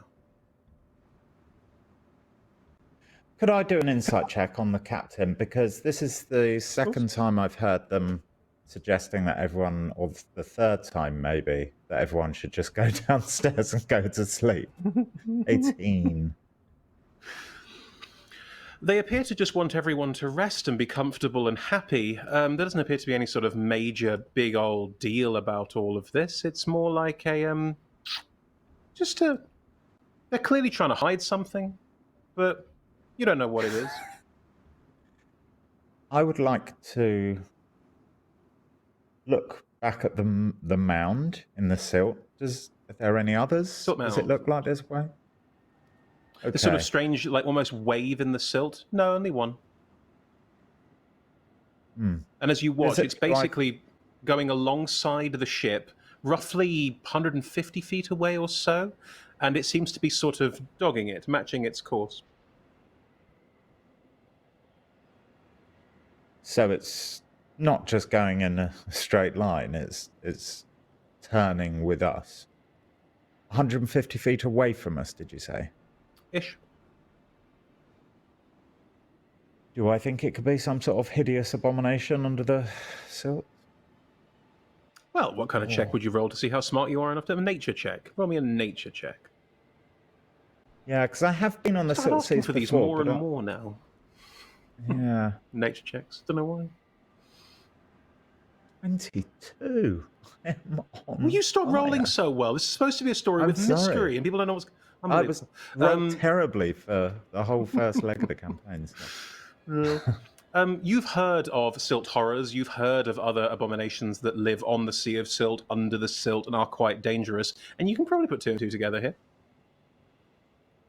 Why do I think the captain is not giving a fudge about it? You didn't say hoot. Your hoot was right there, and you didn't even take it. I'm disappointed in you. That's what I am. Oh, well, what? Hanging Hoot? hoot. What? Anyway, it doesn't give a hoot. Anyway, it doesn't matter. As you look out, the captain.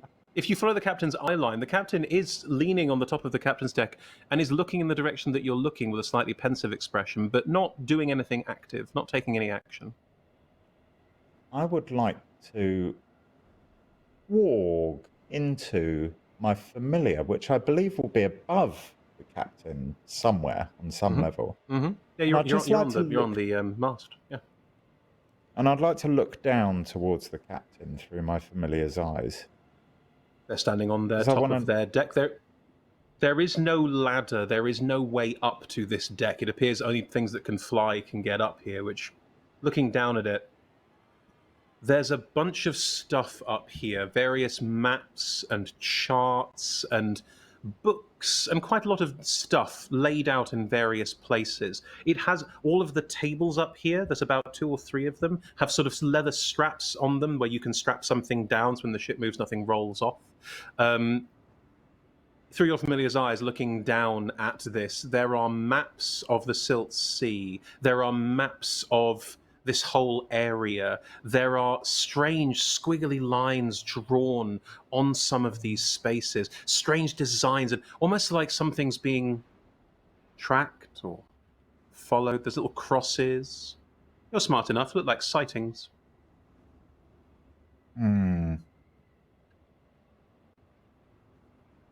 I would like to go below deck. Mm-hmm. You can. No problem at all. Find Gulag, if I could. Gulag, how asleep are you?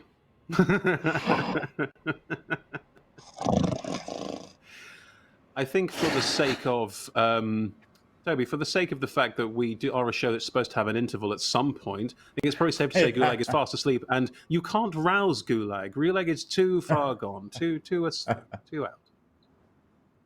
Okay. Right. Yeah, sure. Okay.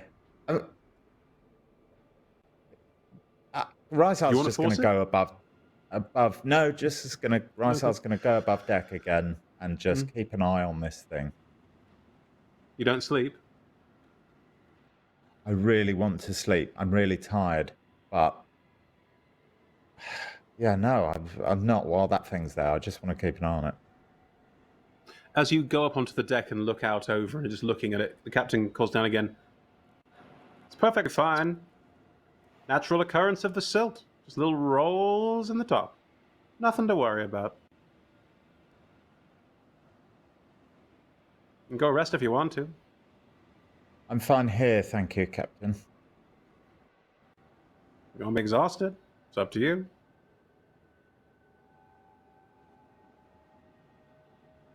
I'm fine here, thank you, Captain. Suit yourself, pretty boy. Thanks And as again. you lean on the deck of the ship, just like staying awake all through the night to try and keep an eye on this thing. Not all through the night. Elves or wizards or whatever it is only need 4 hours of rest Elves, time. not wizards. Not all wizards Elves. can just like go, oh, fuck it, I need to sleep. Well, I'm both Elves. of those things. So, yeah. You only need 4 hours of sleep. That's still 4 hours where you can't keep an eye on this thing. Yeah, which is fine, because I'm just going to stare at it as long as I'm willing to, like, force my willpower on the matter at hand. And then I'll be like, Okay. oh, it hasn't eaten us yet. It's probably not going to eat us in the next 4 hours. After a And then I good, sort like, of- yeah, after a good 10, 20 minutes, you realize that it is following the course of the ship. And the ship occasionally makes small turn, for no apparent reason. And whenever it does, the mound just moves in time with it. Like, exactly in time, or is there something of a delay? Something of a delay. Okay. And then I go, Go down below deck. Is there a 7-foot hammock by any chance? There is. Is there just one? Just one. Do I feel like I'm surrounded by illusions? Roll me an investigation check. I've had all the good dice now. This is going to be terrible. 7. I knew it. Ah, Risa. It could be. They could all be illusions. It could be that the very kind deckhand, whose only job is to make people feel comfortable and welcome, organized everything so you all had a place to sleep that befitted you. Or it could all be terrible illusions. I meditate. And I think that's where we'll take our break. Join us in 5-10 minutes after some ads, a short break for the bathroom and water and all the rest of those things we need to live. And then we'll come back to the Sirocco as it flies towards the last bastion. And that's where we'll pick with our tales from the Silt Expanse.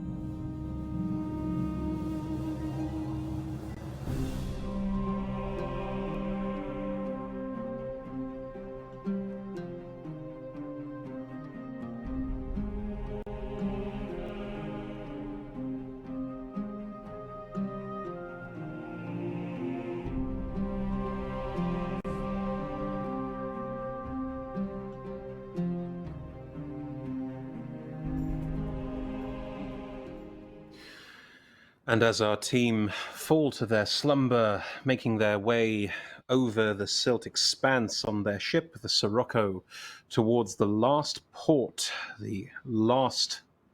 quite literally, in the Silt Expanse before heading out into the wide open spaces. It's the middle of the night when the Sirocco docks at the last port. Would everyone be awoken in the middle of the night by the ship docking? Would that be something that would wake you or you'd want to be awake for, or would you sleep through to the morning? How's everyone feeling? I think Gulag struggles.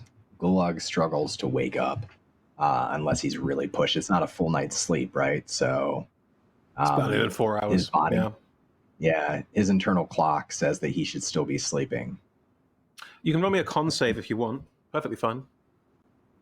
Sure. I don't know.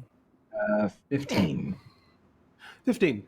It is up to you. If you feel like the movement of the ship and the slowing down and the ship also resting into the silt slowly would be enough for you to go, I should probably be up for this. You're welcome to, or you might go, it's fine, they don't need me, and you can just sleep through if you want to. It is your decision. You're rolled high enough to be able to make that choice. Maybe it's not like he doesn't wake up at first, like he starts to wake up and then he kind of goes back, and then when he's hearing other people start to stir, he finally is just like, fine. Slowly rises. Anyone else rising quickly or not rising particularly?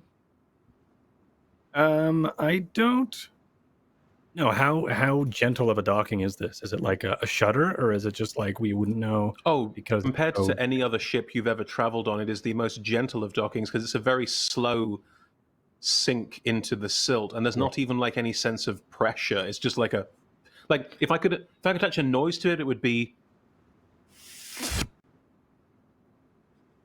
I don't think I'd wake up from that. No, I think he stays asleep. I think there is you all notice there's a slight as because the ship has to lean forward slightly to dock in and land. There is a sort of as the shell bounces forward off the bottom of the steps. Oh yeah. Rysar, you only need to sleep for 4 hours, so you could probably get up if you wanted to. Well, meditate. Yeah, and the fact that it's meditation, I think there would be like a cat sleeping with an eye open or something. I think there might be a bit more awareness. So, and also he's quite panicked about the whole. Lord. God, sleep with one eye open. Can't ever rest. Can't ever relax. Doesn't actually sleep with his eye open, but yeah, he's a bit terrified, to be honest. So. Now let's go to a character who definitely sleeps with one eye open. Rickus, I imagine you sort of blink one eye open, one eye shut, and a sort of constant wink throughout the entire night. That's my vision. I mean, they grew up in the mazes. They're not prone to actually relaxing at any given point. Okay. They have a history of not, you shouldn't have your guard down because big bad place where people are not nice to each other. So absolutely. In which case you can roll your con save to wake up with advantage. Okay, yeah. And usually they sleep in like quarters and stuff. Yeah. This is the most like not that con save with advantage. Nope, that's still an 8. Something about the calmness of this space, of how welcomed you have felt and how protected you have felt by Gulag being so warm and affectionate and caring, has really lulled you into this sense of security. And as the ship lands, you just keep snuggling up. All good, all fine. Probably like the sides of the hammock are probably in as well. So it's like little. Have you done that hammock thing? Because you're small enough. You've done the hammock thing where you've wrapped it over and then rolled over, so you're actually like swaddled in your hammock. Amazing. Yeah. Great. Lovely. In which case, Rysar, you are the only one to be awake at this point, and if you don't make any noise, Gulag's not coming with you. So it's up to you what you want to do. I mean, I think I would literally just sort of pop my head up the stairs to have a look around. The ship has landed in. The ship has landed in a very small harbour. This harbour maybe could hold at most like 3, maybe 4 striders. And looking out, there is a small town, not big, like a couple of hundred people live here tops, to the port side of the ship. And looking out and looking at this space, there's a thick, heavy sort of smokiness to the air. There's a lot of the architecture here looks quite squat and quite built to be sort of forges and furnaces. You recognize the dwarven architecture quite easily. As you look around it looks like nowhere. It looks like Nowheresville population 20, like nothing here at all. The dock itself is made of, well, natural stone that's been slightly molded and carved, and you can see there's a silt moat around the edge of this town that's largely the protective aspect of it. The dock is relatively quiet. There's maybe 4 or 5 people walking up and down it, and the captain has flown off and is talking to a few dock hands who are... It looks like money is changing hands, and they're organizing everything that you asked for. What do you want to do? Can I listen in? Of course you can. You're within range. I just want to hear, when I see captains of vessels that fugitives are on changing money with strangers, I think, are they buying food or gulag, or are they selling us? Okay, in which case you overhear this conversation, and apologies for me talking to myself. In 2 different accents. Jesus. Okay, right, hang on. Yeah, so need quite a lot of food and booze as well. We got a couple people on there who really like the grub, so I need you to make sure we get a lot of that in the front hall. That all right? Yes, no problem. Like, we can organize all of that for you. Not a big deal. But just to check in on stuff, because we got an exclusivity contract with House Tomblador right now, so got to make sure that everything's above board. Or if it's not above board, grease my palm, make my day. Well, I guess I know whose day it is. All right, make sure this is all sorted and above board. And money is exchanged, and these dock workers are starting to move things up onto the ship and start filling the front hold. And does the captain come back to the ship after that exchange?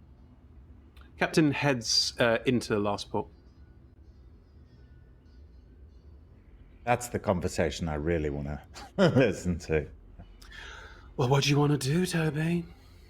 I'm going to pop below deck again and see if any of my comrades are stirring at all. And if I see Gulag sort of, then I'll go over and... Yeah.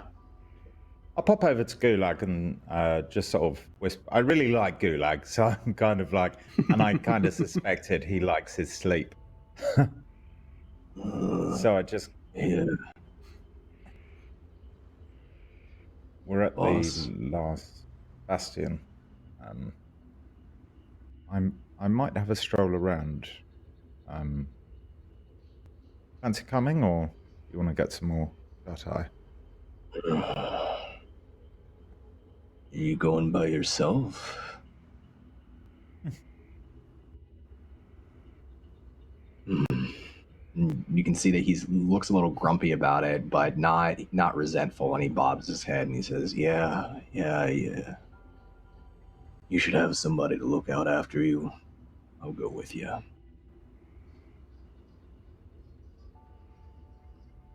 You're not gonna turn into Lady Akasha again, are you? I might. No, I don't think I shall. No.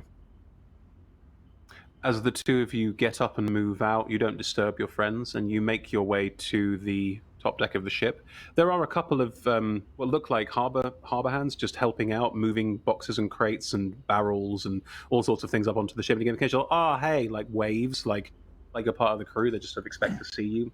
No major reaction, nothing at all. So where are we going exactly? Are we buying things? I don't really have all my coin with me.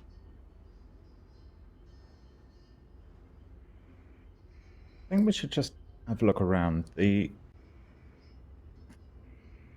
things are being hidden from us. I'm curious as to what those are, and if it really matters if we need to know what those things are. He sort of looks around the ship, not suspiciously, just kind of observantly, and he says, all right, yeah, let's go. Corvus is still on deck. He stopped playing the hurdy-gurdy. And he is just watching, just sat in a chair, watching this traversal of goods into the hold. And it's just clearly is there to keep count and make sure everything's above board. Think if they're like on the edge of the deck, like they're ready to walk off into port, Gulag finally like stretches and he takes off his toga. Like he has to stretch it out over his head and like wiggle out of it.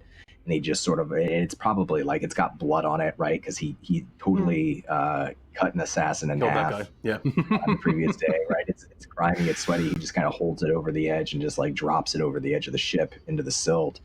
So he's got like his leather armor that covers, half of his torso and his pants and everything. But he gets rid of the toga and that feels better. Because of the consistency of silt, the toga doesn't sink. Right. It just sort of sits there on the top, like it's just there. You've just littered horribly in the middle of the harbor. Trash. That's right. Yeah, like one of the harbor hands that looks at you like, I'll have to get that out later. Fucking just keeps going. Just gives you the space. You could see Rysar too. You can see now that he's taken off his toga, there is a massive tattoo that Gulag has that covers. It wraps from around like his chest all the way around his back, and it's this purple and green tentacled beast. Many tentacled beast with like hooks on the end of it that wraps around his upper torso. He usually keeps it covered, but it's exposed now to the sun. It's nighttime to the moons, but yes. Oh, the moons, yeah. That's a pretty impressive tattoo, Gulag. Yeah, it took about 20 hours, 30, I can't remember. Is it a silt horror or a sand kraken or a... What is it? Be honest, I'm not sure what it was. One of those things out there on the sea. All I know is it came for us. Hard to forget it. But you survived.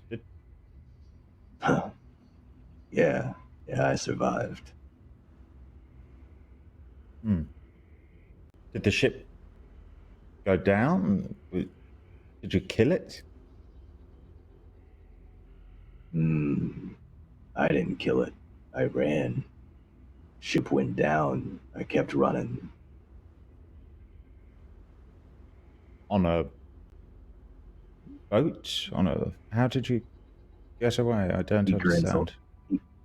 Gulag grins a little bit and he says, I don't really need a ship, Rysar. And he just starts to stroll towards the port. Oh, such a badass.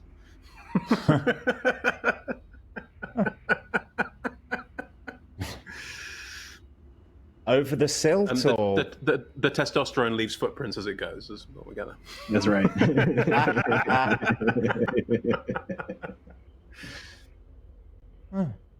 Interesting.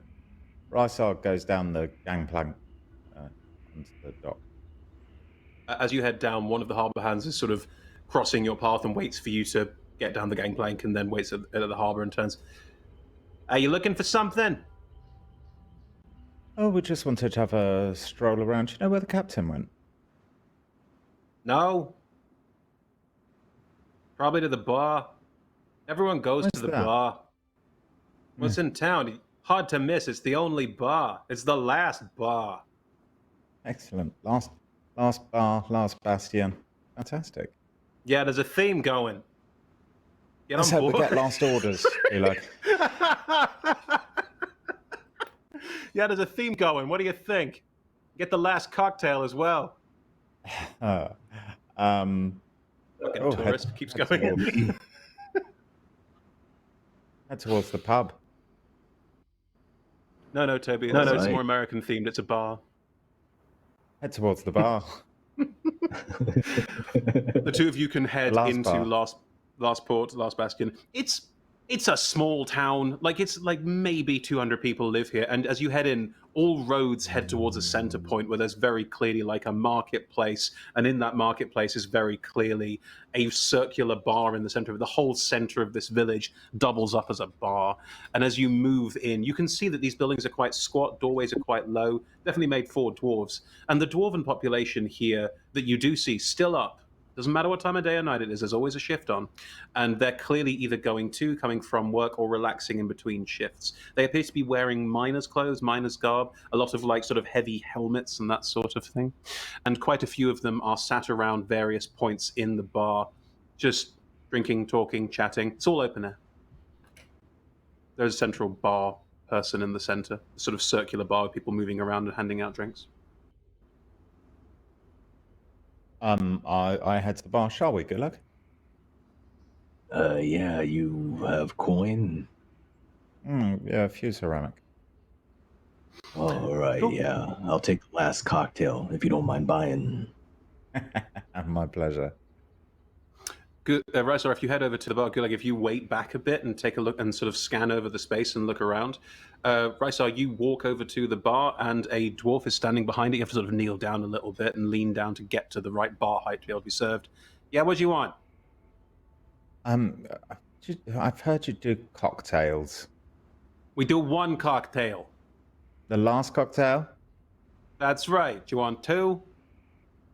I would like. Have you got like a large, sort of really large, so for my friend over there? Like Yeah, I see. I tankard. can make you a double size one. That's fine. Double, really? Triple? How about a triple? How much coin you got? Quad.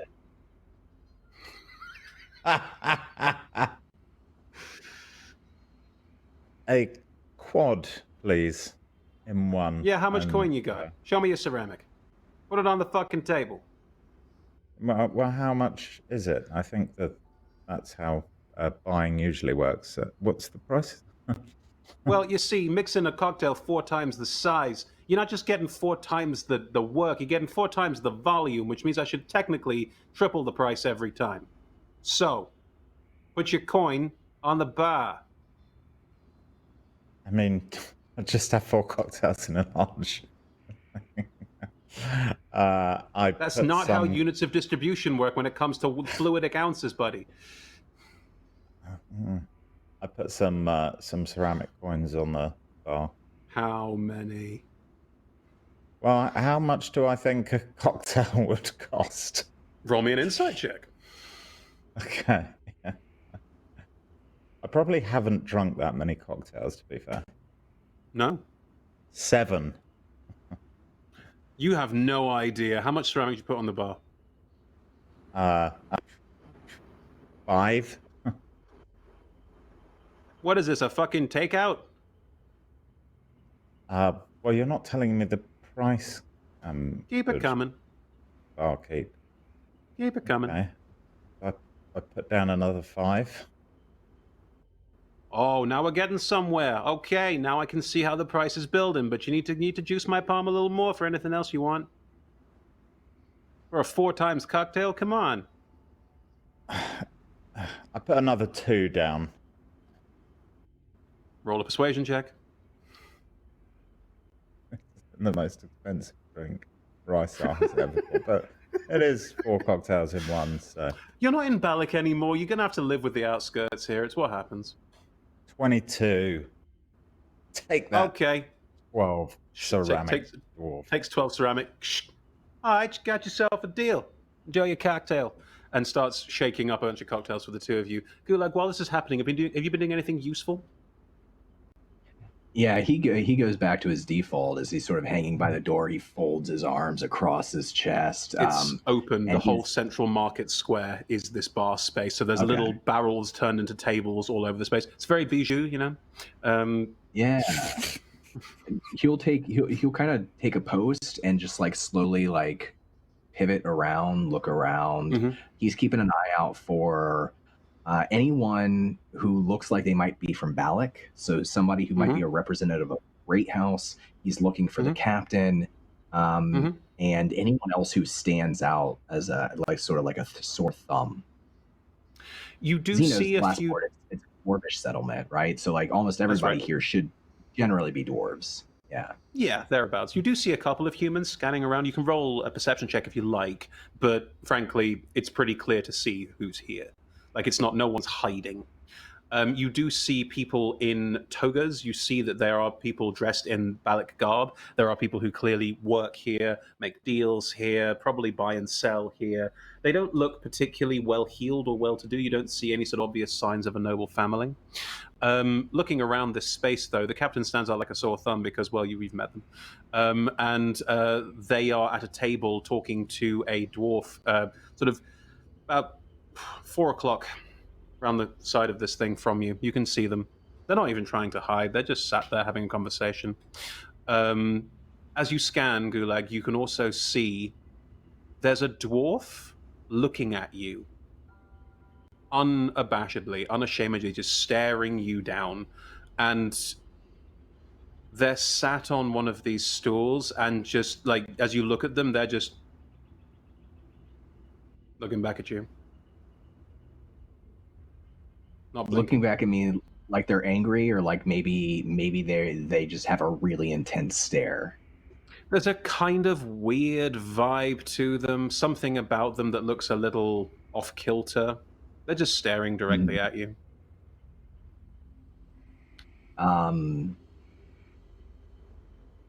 Yeah, Gulag will go chat. He'll go chat with the dwarf.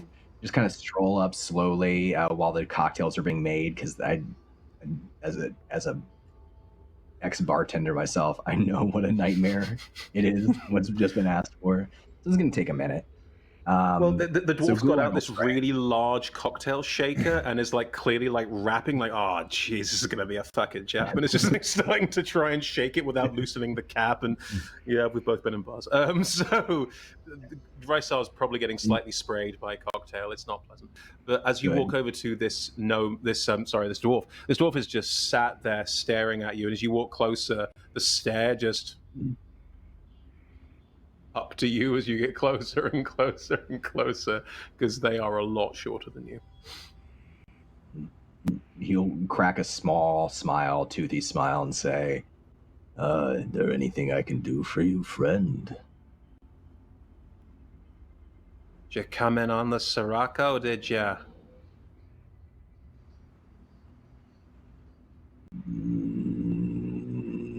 No.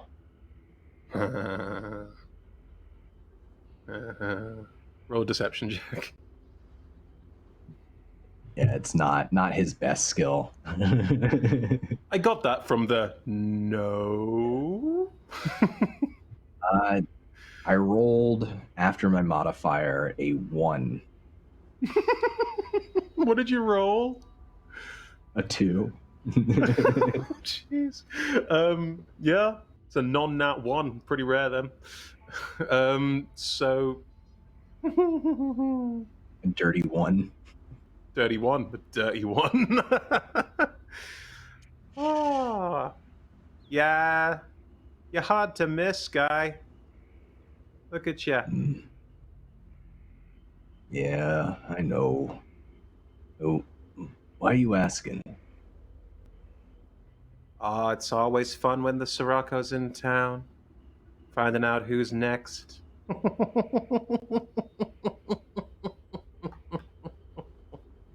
Who's next for what exactly? Don't you know?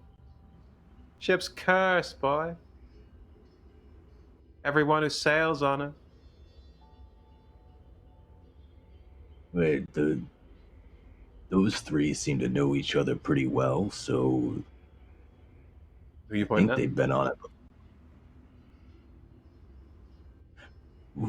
When you say cursed, do you mean like the magic curse, or like it's haunted, like there's ghosts? Oh, better column A, better column B. Hard to tell sometimes. You see the beast following you? When he says the beast, I think Gulag relaxes a little bit, but there's something inside of Gulag where he's legitimately afraid of ghosts. Like, that's not something that he would do very easily. Like, the idea of ghosts really freaks Gulag out. But when he says beast, no. What kind of beast? Oh, it's a big one. Looks at the tattoo on your chest. The biggest. And it's been following that. It's been following that orb through many different lifetimes. And every time, eventually, it tracks it down.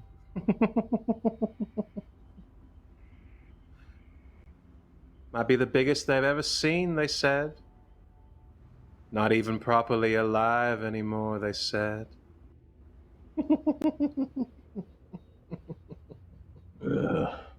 If it always tracks the orb down, then how does the orb still exist? You're asking the wrong person. I couldn't tell you for sure. All I know is the tale. And in the tale, everyone who sails with that orb is cursed forever. He kind of scratches the back of his neck and cranes his neck to look over to where the captain's sitting. And he squints his eyes really hard at the captain, suspiciously. He says... Bryce, you have the drinks now. You can bring the drinks over and join this conversation if you will. One is very hard to carry. It's almost like a small bucket. Yeah, I'm sort of trying to scope around. For flavor, it's been served in a bucket. There we go. I'm trying to sort of look around the bar. Also, like Gulag, I want to see if there's any people from Balak here.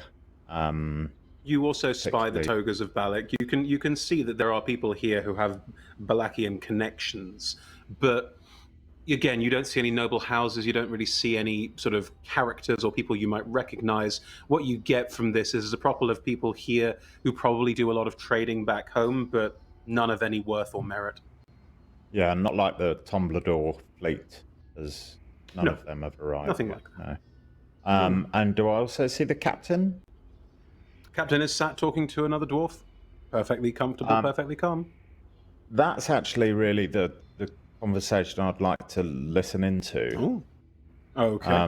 Be my guest. And I think while I'm waiting for the cocktails to be served, I'll be listening to that. And if it's worth continuing listening to, I will. If not, I'll go over to Gulag with the bucket.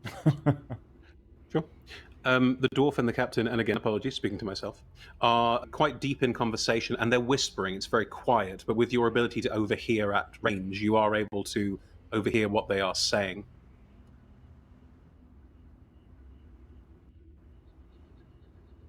Can you make sure the message gets back to Taruk at some point? Go through our networks, that's fine. Okay. We've got them. They're safe. I'm taking them to where they need to go. Make sure they find what they're looking for. It's a long way out. Might be gone for some time. I'll make sure that Taruk's aware. He's about to be on his way out of Balak anyway, some other mission. All part of the same thing. Trying to find new allies. Well, all right. Yep, so... guess we're all part of this veiled alliance now, huh? It seemed to be. Well, I like a good code name as much as anyone else, all right. I'm in. Let Taruk know. I got him. It was safe to pass. I'm guessing I can't do any kind of checking in on the way, so if there's anything he needs, I'm guessing some kind of psionics or magic is the only way he's going to find out where we got up to. Tell him that. I will. Well, all right then. I got a ship to stock and tiny island in the middle of the Silt to find. Good talking to you. Captain gets up. I start strolling back to the back to Gulag with the giant cocktail bucket, a la Thailand, And Oh no, it's nowhere near as classy as that. It's the slop bucket. Oh, we went to different places in Thailand. You're right, darling. I yes. misspoke. Whereas you just wandered down a beach. Good. So the two of you are rejoining as Gulag. You're still in mid-conversation with this rather strange dwarf. All right. Maybe Rysar would hear Gulag just kind of say, you know anyone who knows how to end curses? To this dwarf he's talking to, and then he sees Rysar with the bucket and he says, "Oh, thanks, boss. That looks great." He holds out a big hand for it. Passes it up. Yeah, he'll take it in one hand, underneath, not holding onto the top at the bottom. He just kind of like puts it up to his mouth and he turns it up like he's taking a giant shot, but there's ice in it, right? Because it's a cocktail. Yeah, So, this is a cocktail that's a good of. question. It's a Dark Sun cocktail. The reason it's the last cocktail is because it's the last cocktail you will ever want. It's like a mix of terrible things. The flavor palette is explosive and complicated and not unsatisfying or unengaging or interesting, but definitely an experience. We've all had wines like that, right? Yeah. Oh, I've definitely had this drink before, I think. He'll slurp it down. He'll slurp it down like it's a shot, and like when he pulls the bucket away from his face, when he's drank it all, he wipes his face. There's just this kind of like confused, not quite grossed out look on his face, but mostly confused. And he says, thanks. This might be a British thing, but do Americans have the concept of a minesweeper? That's the drink where you put all the other drinks into it over the course of the night, emptying all the halves and then finish it. We've got an element of that. Yeah, we do. Yep. Been there. So yeah, he does that. He's confused and he says, thanks, that's what I needed, I think. Hey boss, talking to my friend here, and he gestures down to the dwarf. The dwarf has now sort of lost interest, is looking off around. But we're starting to be friends. He said that the ship that we're on is cursed, and there's some kind of beast that follows it around, trying to like eat the orb or take the orb. I'm not really sure. Says it always ends up the same. I think with everyone dying or suffering some kind of tragedy, it was the implication. Should we be concerned about that? Curse is a curse. Doesn't matter which way you look at it. Curse is a curse.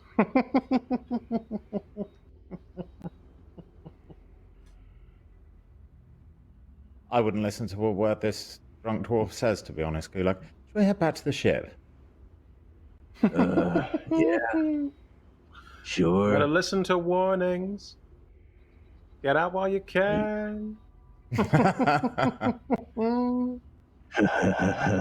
This person has drunk too much silt. That's so disturbing. Gulag's like attempt at a laugh. Gulag has some like pressure points when it comes to things that actually creep him out, and the dwarf has hit on one of them. So he tries to pass it off, but he's not very convincing. He looks back over his shoulder if they leave. The dwarf like wants just to like, is it all right? He's still there. All right. Right, so have you tried your terrible cocktail? Yeah. Have you finished it? It depends how terrible it is. It's not terrible. It's just an acquired flavor palette. It's pretty awful. I'll probably have half of it and then just put the rest on a barrel and start to head back to the ship. Cool. See if you can head back. That dwarf sort of eerie laugh sort of echoes after you a little bit and seems to carry slightly more than it should in the noise from that bar. It's all very unnerving. Gulag, I wanted to take this opportunity to speak to you about something I saw on the voyage here.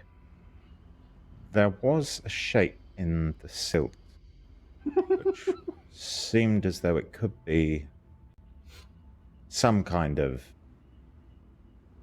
horrible under-silt creature. I'm not an expert in these things, but you have been on the silts far more than me.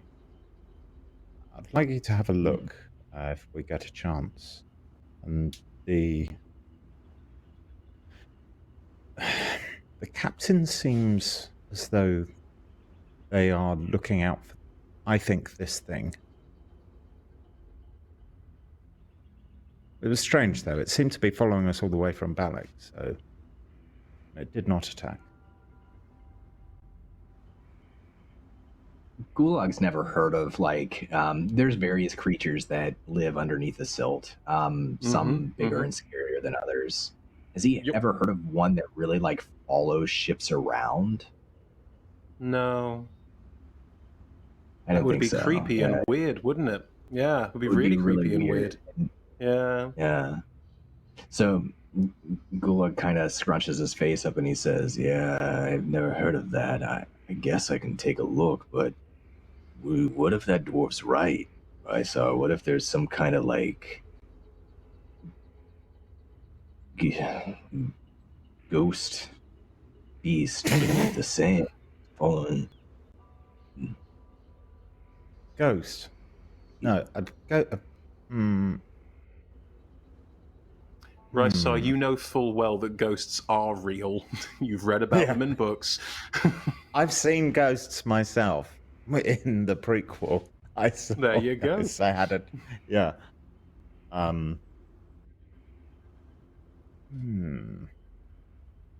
Let's keep an eye on it. All right. Oh, you don't think... all right. I'd say we could just stay here, but I mean, the drinks are terrible, and that dwarf is obviously mad. I think I prefer a quick death at the silt. Yeah, we should get going. I'm sure it'll be fine. Yes, me too. Wow, so reassuring of each other. I mean, that's really what you've managed there. As you head back to the Sirocco, and the Sirocco is sat in the harbour, and there is still space for at least two other small, like maybe three other small striders in here, but there's no other ships in the harbour. As you head back up onto the deckhands are still working, still loading the ship up. It's going to take some time.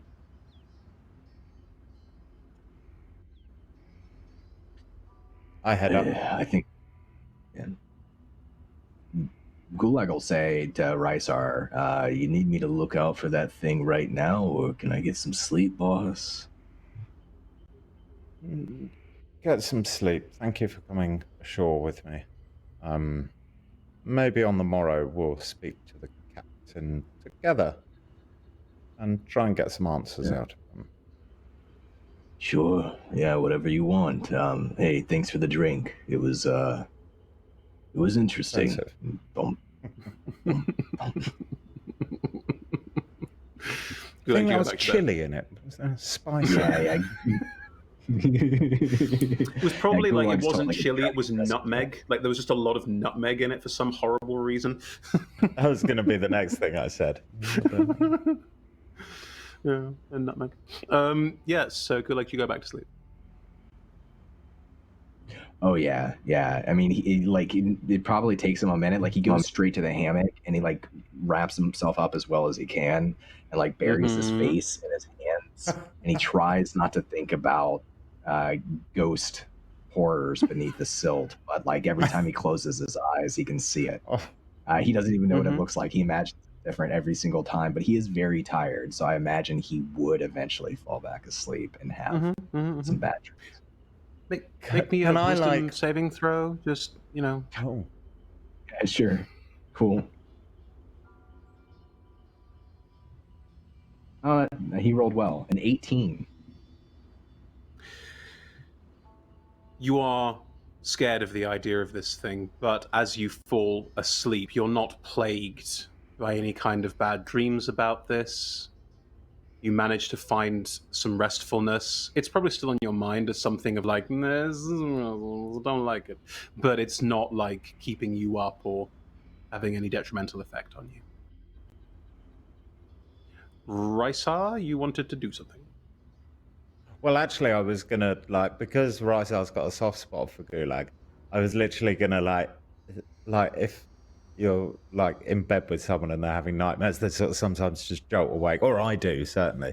So I was gonna send psionic messages to Gulag saying like, "It's okay, there's no ghost horror, don't worry." But if he's fine, he's fine.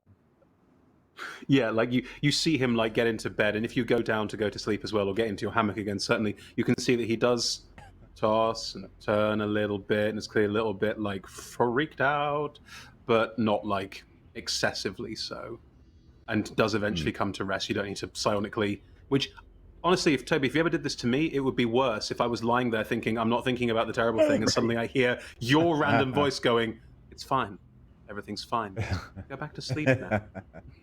That would be worse somehow. Do you both rest? Yeah, I'm gonna bed down. I mean, I feel like I've had the necessary rest for the night, but I'm also still quite pooped, I feel, so I'm happy to lay down. I'm not gonna lay in the hammock that's been put there for me because I don't trust it. But I can find a different hammock, in fact. Cool. Do you want your head to hang off the end of it or your feet to hang off the end of it? The feet, and I think my feet will just be hanging down. I'll just be resting there, thinking like, oh, at least I'm not in the trapped hammock. It is uncomfortable, just so you're aware of how horrible this is. It's the wrong size for you, and that makes all the difference in a hammock. Fine, I go back to the 7-foot hammock. I'm so comfortable. Do you get in? Yes. You get in the 7-foot hammock? Shit, Yes. Roll me a con saving throw, Jesus. Do you actually want me to roll a con saving throw? Yes, I do. I want you to roll a con saving throw. Yes, I do. I do not have good constitution. Hey, you shouldn't have gotten the trapped hammock, buddy. This is your call. 6. You do that thing where you try and climb into a hammock instead of fall out the other side of it. All out. Yeah. You crack your jaw. So it's painful, but it's not. Maybe it is trapped. Maybe it's trapped to make you look stupid. Would that be constitution? Who looks stupid now? I get back in using my dexterity, which would be the natural one to use. Yeah. Of course. Yeah, that's fine. No, Toby, the reason it was Constitution is I wanted you to fail.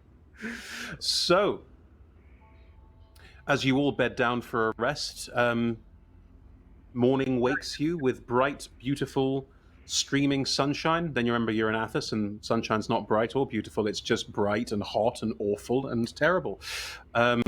As the morning comes about, all of you wake in the crew deck of the ship. It's hot and it's sticky and it's Athos. Everything you would expect. What do you all do as you rise from your slumber? Rickus, Chromcall, I imagine you rise slightly earlier than these two because you didn't have a nighttime adventure. So you are able to get up at a much more convenient hour. Yeah, I think Cronqual wakes up slowly, obviously, with his limbs extending. I think, and then he kind of rolls up to his feet, and then mumbles to himself, I don't remember sleeping on my back. He makes his way upstairs and tries to greet the day. Oh, beautiful. Thank you. Oh, it's so bright now. Oh, God. It's exactly how I feel Balak would be. Just like, it's so hot. Cheers. Good, right. So you greet the day. You can step up onto the deck. That's perfectly fine if you want to. As you move up onto the deck, the ship is still stationary in the harbor. And you can see that the front hatch, where the sort of bigger storage deck is, has been left open and is full to the rafters, packed to the brim with what looks like barrels and crates and everything you might need, food, storage-wise, all the stuff you might need for a long, long journey. I think he's going to start making his way over towards some of the food stores and just start picking at some of the nuts and seeds. Yeah, and you can find some open things you can pick out. If not, you can find a crate you can open up and find something you want to eat. As you do, you weren't awake when the ship entered the harbor, but looking No. to your right, there's another ship in this harbor. Ooh. And as you look across at it, it's ridiculously big. It is about 130 foot long, about 70 foot wide. It's almost like a mobile platform. It has silt grinding wheels all around the edge of it, and it sits very, very low in the silt in this harbor, but it's taking up the extra spaces in this harbor entirely by itself. It is massive, and in the center of it, a very large flag with House Tomblador signs on it is floating in the breeze. There are Ooh. hundreds of House Tomblador soldiers just walking up and down the docks, packing stuff up, shouting and talking amongst themselves. The whole harbor is a hive of activity. Ooh. He goes to reach his webbed hand in the air to wave, and then realizes That they may recognize him. so he then I think picks a couple more morsels and then tries to waddle downstairs and hide. Mm-hmm. What's everyone else doing as they wake up? Rickus probably undoes their little hammock burrito situation.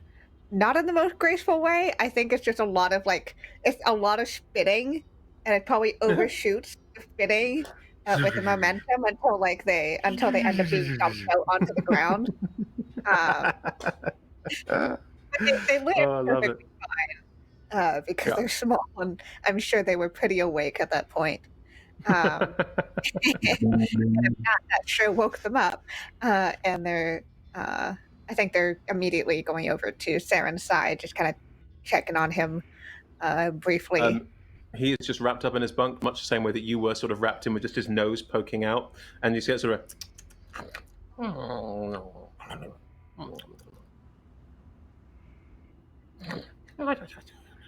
I think it's definitely the put hand on top of snout just to feel breathing. Tempted to push as siblings do. What's going on? What are you? Oh, and the whole battle starts unraveling, and finally, your brother just falls out in the same way that you did. Ah. Morning, everyone.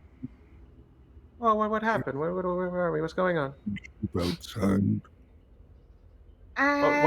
What? There's food on the deck. Oh, great! And Sarah just starts scurrying up onto the deck to get food. I'm just wait, I start following him. Are you feeling okay? Mm-hmm. Do you have anything?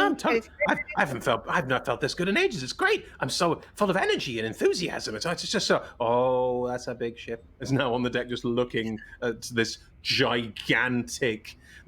It's not even it's not even got that ship's prow. It is a square.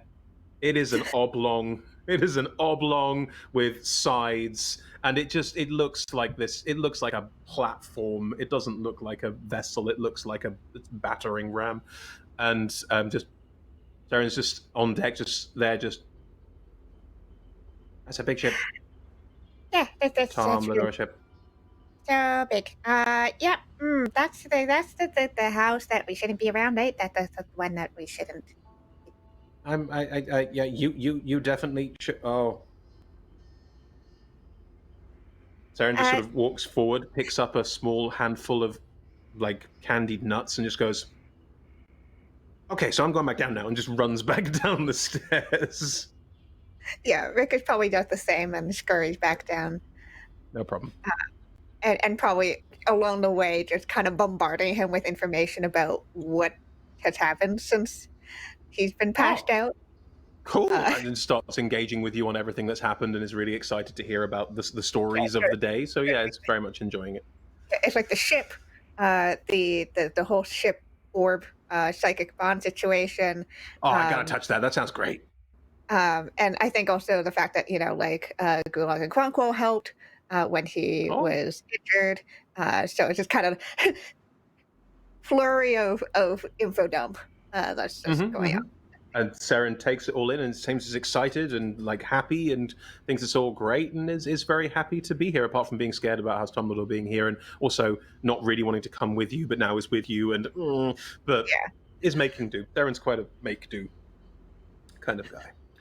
Yeah. As you both head back downstairs, chattering away to each other about all the things of the day, Raisar and Gulag, you are waking up as well. You can probably hear this sort of scattered conversation, and Cronquill's there and talking about big ships.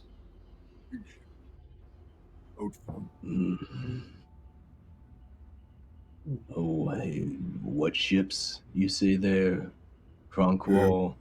And now that he's slept, he's forgotten the name K-Tort entirely. The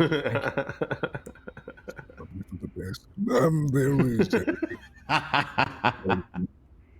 large, look to be Balakian sails. I've seen them before. Right out there. And he just kind of points to the porthole. You could see it from here. Just don't alert them that I am here. Can we make out, if we were to stare through a porthole, could we make out what flag it is on that If you big look ship? through a porthole, you see a big wooden wall of ship. It's too big at this height to go like. Yeah, it's right alongside you. A small dock. Oh, right. Just point to the wooden wall. There's a ship there. Look at that wooden wall out the window. Yeah. Raisar, are you waking up as well? Yeah, I'm gonna just sort of slowly head up the stairs a bit so I can sort of peek my head out and get a better look at this.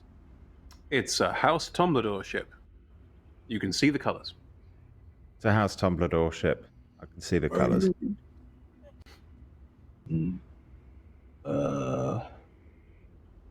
That's bad, right? The echoes from downstairs. Maybe we should Raisar, go. make me a perception check.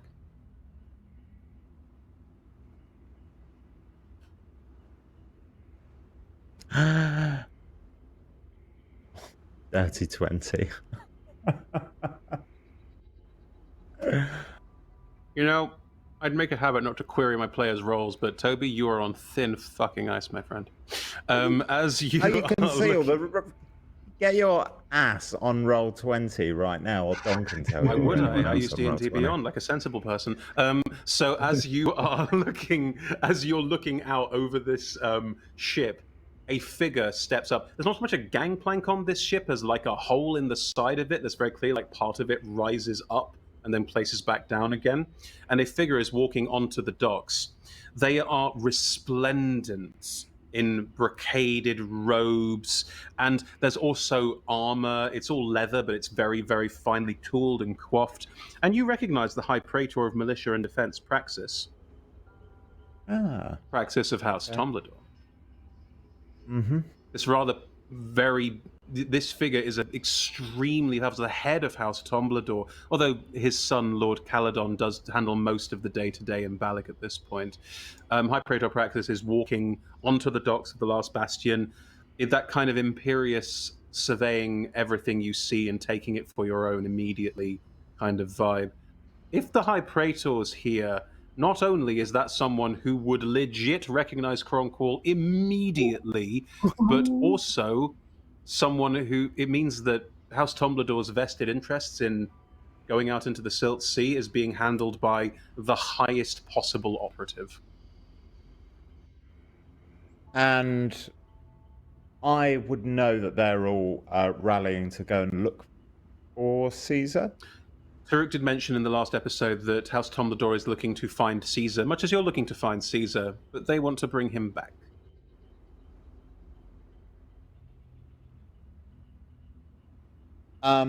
Do I know if House Tomblador know that House Jarko are sending people out? You have no idea.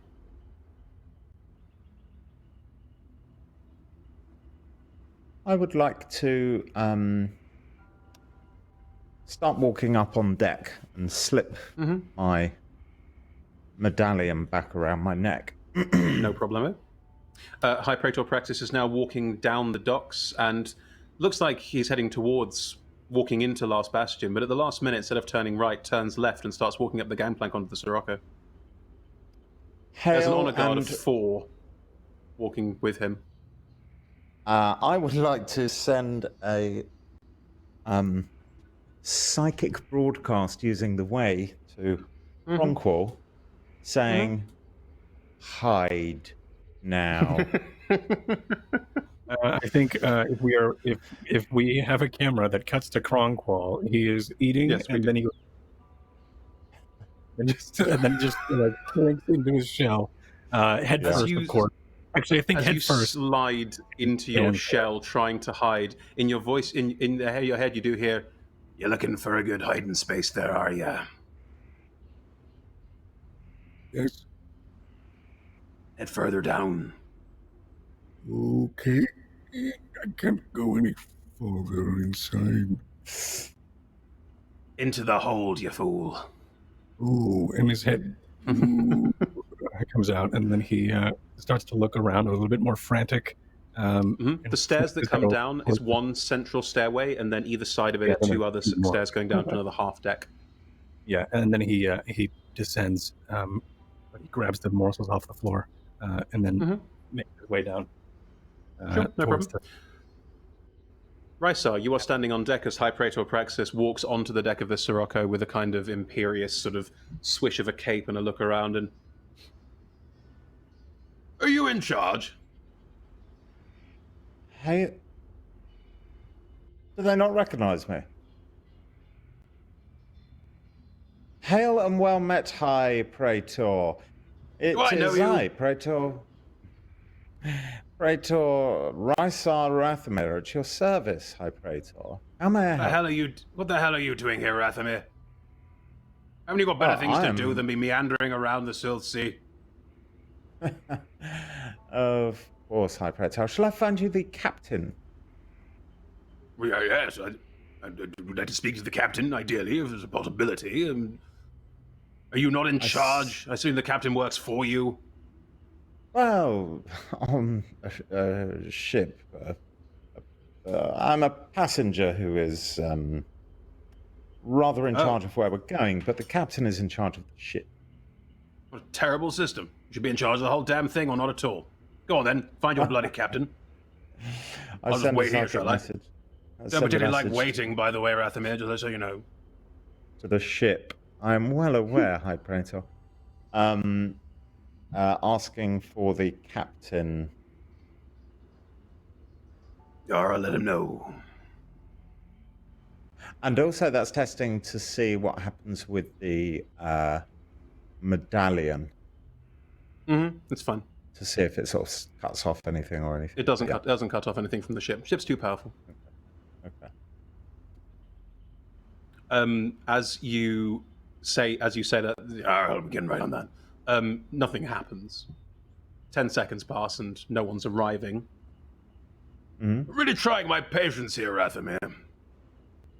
Apologies, High Praetor. The captain is being informed of your presence, and he should be here. They should be here post haste.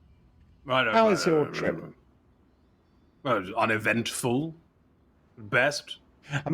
May I say once more, I'm so happy to see these strides that House Tomblador are making in restoring Yes, you're marvelous. House Tomblador is wonderful. I'm very glad that you're on side, Rathomir. This is important. Probably come into our conversation in a moment, in fact, but give me a moment. Out of the captain's quarters, there is a door to the captain's quarters which opens, and the captain does walk out rather ungainlily, not flying, just walking. Walks out and steps down and... So, you called for me? Oh, yes, Captain. You're the captain of the ship, I suppose. That's good. It is a fine, Rathomir. I can introduce myself. High Praetor Praxis of House Tomblador. I expect more bowing and scraping, but it'll do. Look, got a long story short. I'm not beating around the bush or anything. I'm aware of your mission, aware of what you're doing, and it needs to stop. All right? Quite simple. The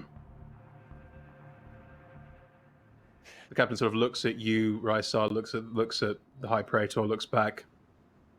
I'm not sure I follow. Well, your mission to go and head off into the Silt Sea and find Caesar and bring him back to Balak for House Jocko. I'm well aware of your shenanigans, your footlings. Well aware of all this nonsense that you're going about, and well, House Tomblador's going to bring him home. That's what we're going to do. So you can stop faffing about and get back to Balak, and well, I don't fucking care what you do. Get about your damn lives. But this is a House Tomblador thing, so sod off, frankly. The captain looks at you, Rysar, and looks back at High Praetor and looks back at you. Now, I ain't got the foggiest clue what you're talking about, but we got various things to do in the Sea of Silt, and not involved with House Jocko in any way, and well, sorry to hear that your Caesar's gone missing. Sounds terrible. High Praetor sort of looks up at the captain with a kind of looks back at you. What are you doing here, Rathmir, if you're not? Apologies, High Praetor. I was simply informing the captain What are you on that about? it is terrible. What are you doing here, Caesar, what's your plan? listen. Have you... Well, if I may, High Praetor, perhaps it would be good if I keep an eye on these reprobates, see what they're getting up to. Also, I don't know if you're aware of my... You're on a ship that I've been widely informed by my very extensive spy network that is involved with House Jocko. And you yourself have some shady dealings, shady pasts. I'm aware of your shadiness. Comes with the territory with you, doesn't it? Anyway, look, I don't want to beat around the bush here. If you're involved in any kind of shadiness, I'll be the first to know. And if you are involved, next time I won't be a polite request. I'll just use the ship. I'll blast you out the bloody water if I have to. Silt. Blast you out the silt if I have to. Forthright as ever, High Praetor. Well, it comes with the territory of being listened to when spoken. Yes, quite. You may be aware of my recent bid to become a High Praetor of Trade, and in my... I am. It's most amusing. Well, I don't know how you think you're going to get into that, but, well, I see your prerogative. You may have heard me saying I wanted to forge links with those outside the city of Balak for future trade, etc., etc., etc. Oh, you're going on a trade mission, are you? On a trade mission when Caesar's missing out in the Silt Expanse? Don't tug my whiskers, boy.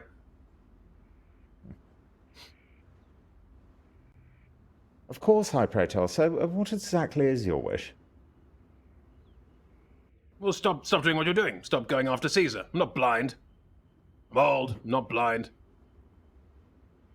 Of course, High Praetor.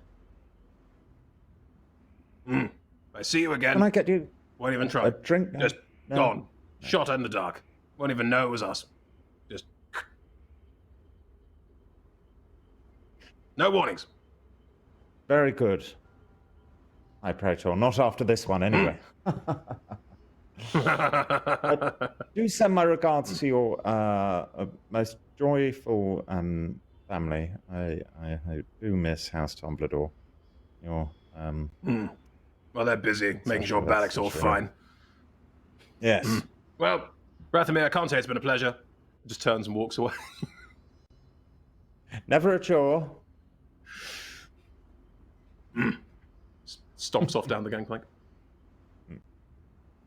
You have some peculiar friends in strange places. Yes, I do, yes. You do realize if they see us, then I don't know where you think we're going to go from here, but if we're anywhere near that thing, it's going to tear this thing to pieces like kindling. Well, I suppose they'll be leaving at some point. Should we wait until they're gone? You're the captain. I'm merely a passenger. Of course, we must cancel our mission, Captain. Okay, let's cancel that mission then. Turns around and just flies up onto the captain's deck at the top. You can head back downstairs if you want. Yeah, I can get some food. Pick up some food, head downstairs. As you head downstairs, Cronqual has vanished. So, Just had a chat with High Praetor. Praxis. Thinks we're on some sort of strange mission for House Jarko. Most bizarre. Says he's heard extensive rumors from his large network of spies, from all corners, that we are on a mission from House Jarko to find Caesar. What an ill-informed spy network. I thought that's what we were not doing anymore. We stopped that. We put a stop to that days ago. Saren leans across to Rickus. Isn't that exactly what we're doing? I think Rickus like smacks him on the arm. Oh.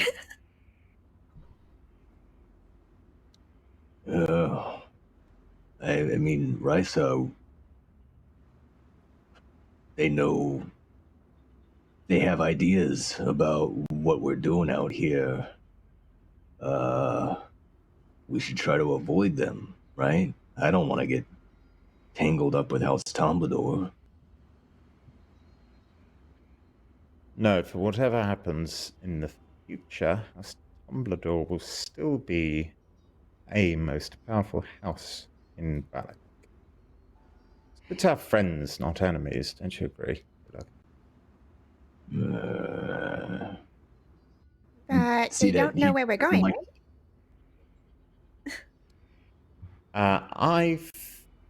I'm going to chat with the captain. However, I feel we should wait here a while, get some more supplies. Leave in a bit when things have calmed down. Cronqual. By yourself, heading down into the ship. Hold on. As you go down that second flight of stairs, it goes out into quite sort of a gunnel deck that goes about halfway along and then stops, clearly blocked off by this front of the ship where all of the storage is taken up. And as on this deck, you can see 4 more of these ballistae ranged out. And there's another central stairway that goes even further down into the ship. If you go down that stairway as well, hiding, making yourself out of the way, then just making sure you're fine, you go into a room that you can't quite fathom what this room is, because these stairs go deeper, and this whole bottom part of the ship that you are now in appears to be made up of lots of folding pieces of wood and folding, like you get straight some of the hints of the sails, some of the hints of the almost like wings on the side of this ship, and you realize you're in the space where these things fold out from and open up. This is where like the repair of the movie. No, this is literally where it folds out from. Right, but like this would be access to repair or fix them or to change them out or something would be exactly. Okay. Yes, exactly. Do you want to find a space in here to hide? I think I will try my best. If I could maybe... Roll me a stealth check. Stealth here. Oh my. Okay, that is a 15 plus math. And that math is going to be 16. Hey, as you make your way down, you like sort of wiggle your bum and find a space where you can like pull into your shell and be like part of the wall in the shadow. This whole space is very poorly lit. There's no light down here. There were portholes further up, but this space has no portholes of any kind. It appears to be closed off in all manners, so you get a faint bit of light from coming down from the stairwell, but yeah. I imagine there's like 2 wooden slats nearby, and he like squeezes in very snug, and then he retracts his limbs, and outside you are seeing just the shell suspended between these 2 slats of wood. It is just shell. It's there. Just a second. There we go. I'm good. Okay, as you as you hide in that space, as Rysar requested, you can hear voices coming down from upstairs, and as you listen in, you can't hear exactly what's going on, but you do hear the unmistakable pomposity of Balakians just hanging fetidly in the air. It's unmistakable that someone up there is talking rot. And sat down here, you probably just go, nah, it's probably my time to wait. Just hang on, wait there. Your sense of the way, does it ever reach out to you?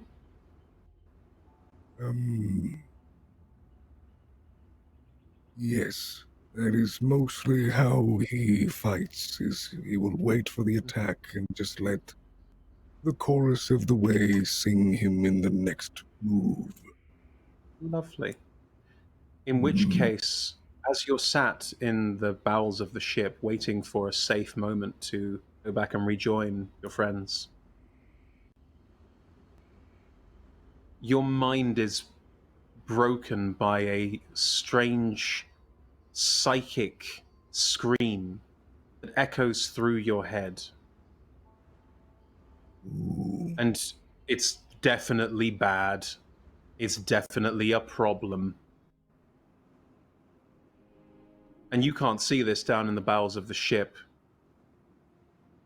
but racing towards Last Harbor is this wave of silt.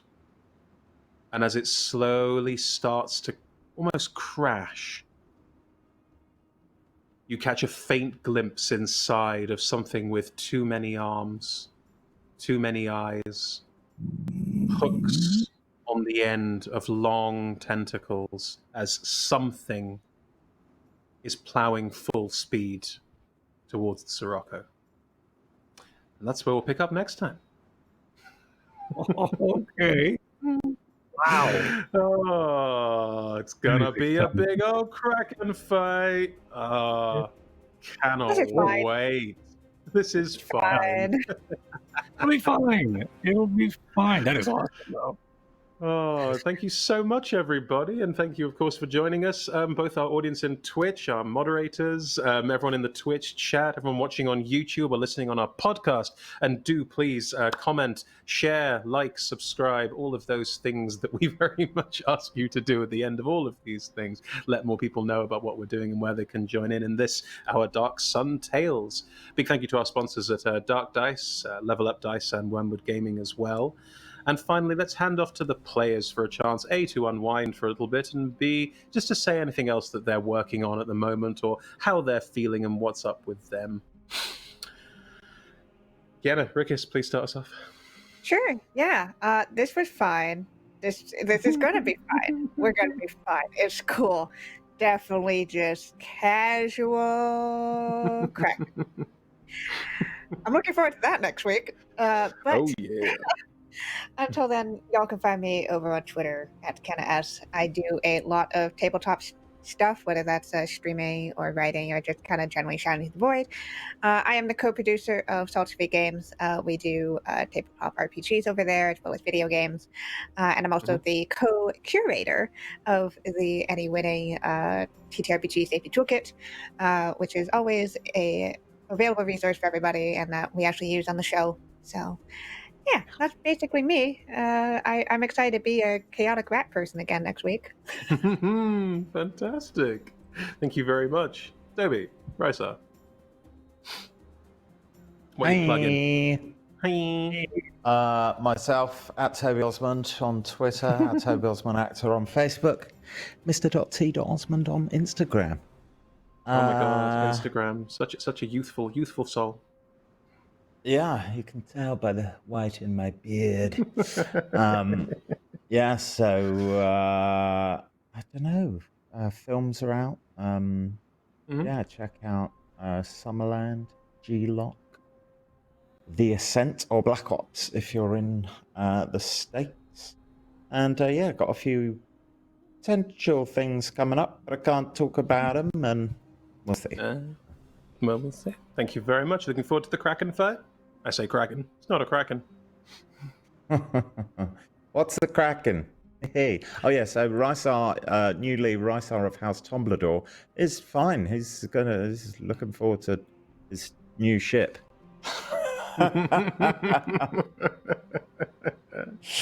Cronqual, good. I was muted. How embarrassing. Well, Man, you're that's here. well, I'm here. I'm very excited for hooked sand bracken thing. Terrifying. I'm excited. It's going to be cool. Hey, Also Athos has its terrifying. own weird ecology. It's just the way Yeah, it is, buddy. Because they have those hooks to grab things. They swim by and then eat them. All right, sweet. We got it. That's what makes sense. All right, cool. Sorry, as they walk by, as they silt by, swilt. What do you do in the silt? Do you walk? Do you swim? Do you I think you, swilt? you probably sort of, let's call it swilting. I think swilting is going to be the phrase I like most. So yeah, it's swilting. Get out of the room and he looked back at the it was. I'm very excited to be a part of this. It was a lot of fun Hey. playing and be Cronqual again. I really like playing Cronqual. And I really like this adventure we're on. I really like that we have these monsters, both politically that are chasing us, as well as in the silt. So that's going to be really cool. I was getting a lot of like like Star Wars Empire Inquisitor vibes, like Sith Inquisitor vibes, which is super cool. Far more British and ineffectual than like Sith Inquisitors. far more like toffling. Tomblador. Yeah, exactly. It was. I'm excited. It was just. Thank you very much. You can follow me on Twitter.com/Mythematic or anywhere with a Mythematic name. I'm a streamer as well as a voice actor and a producer here. So, really, just a lot of fun doing this every week. Thank you very much for having me part of the story, and thank you for watching, and thank you, Chris, for the wonderful storytelling today. Thank you for telling stories with me. Couldn't do it on my own. Don, Gulag.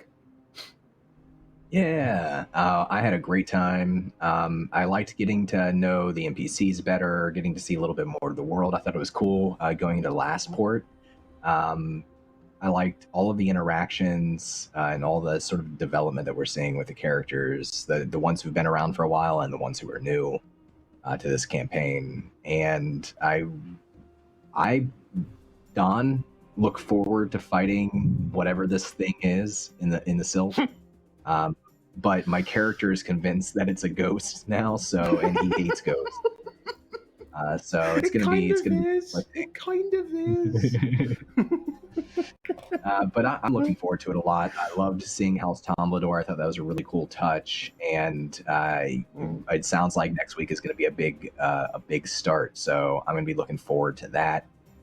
As for me, you can find me on Twitter. I'm at Donathan Fry. I'm a game writer, professional GM for games, and I'm the creative director here on LFM. So if you want, we have a sister series to Tales from the Silt Expanse called Journey to the Obsidian Spire. So they take place in the same world. They have overlap with characters. It's a really cool idea that Chris and I have been working on for a while to put together these two campaigns to show this bigger world, this bigger part of Dark Sun, which I'm really excited about. And you can check that out here on LFM on Mondays at 6 p.m. Eastern Time, and you see what Easter eggs you can spot between the two campaigns, because I know that we've put a lot of them in there. That's it. I'm just looking forward to playing again next week. I'm having a lot of fun. Don, I now need to know that you're going to do that same House Tomblador accent we've established now. That's something you're going to pull off in the same way that I do. I want to see that next time. I'll work it. Nice one. It's Well, exciting because then you could both just add things canonically. I mean, we absolutely can.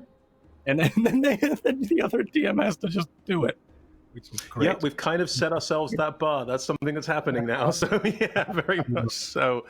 Don has to run with my insanity. I'm sorry about that, but there you go.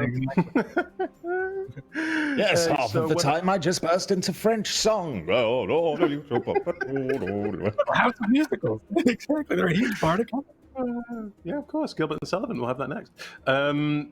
Well, when I'm not doing this, you can find me at Chris Hislop, which is my name. I also like to GM a lot professionally all over the place. I do quite a lot of work with Adventurers Wanted. That's at Adventurers 250, which I also co-run.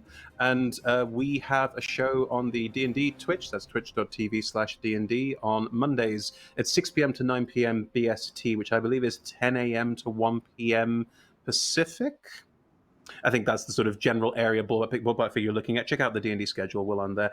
We have a new show that's just started, which I can't say too much about yet. So, yeah, check it out. It's an exciting new show based on some of the content coming out of the recent D&D book, Rime of the Frostmaiden. So do check that out.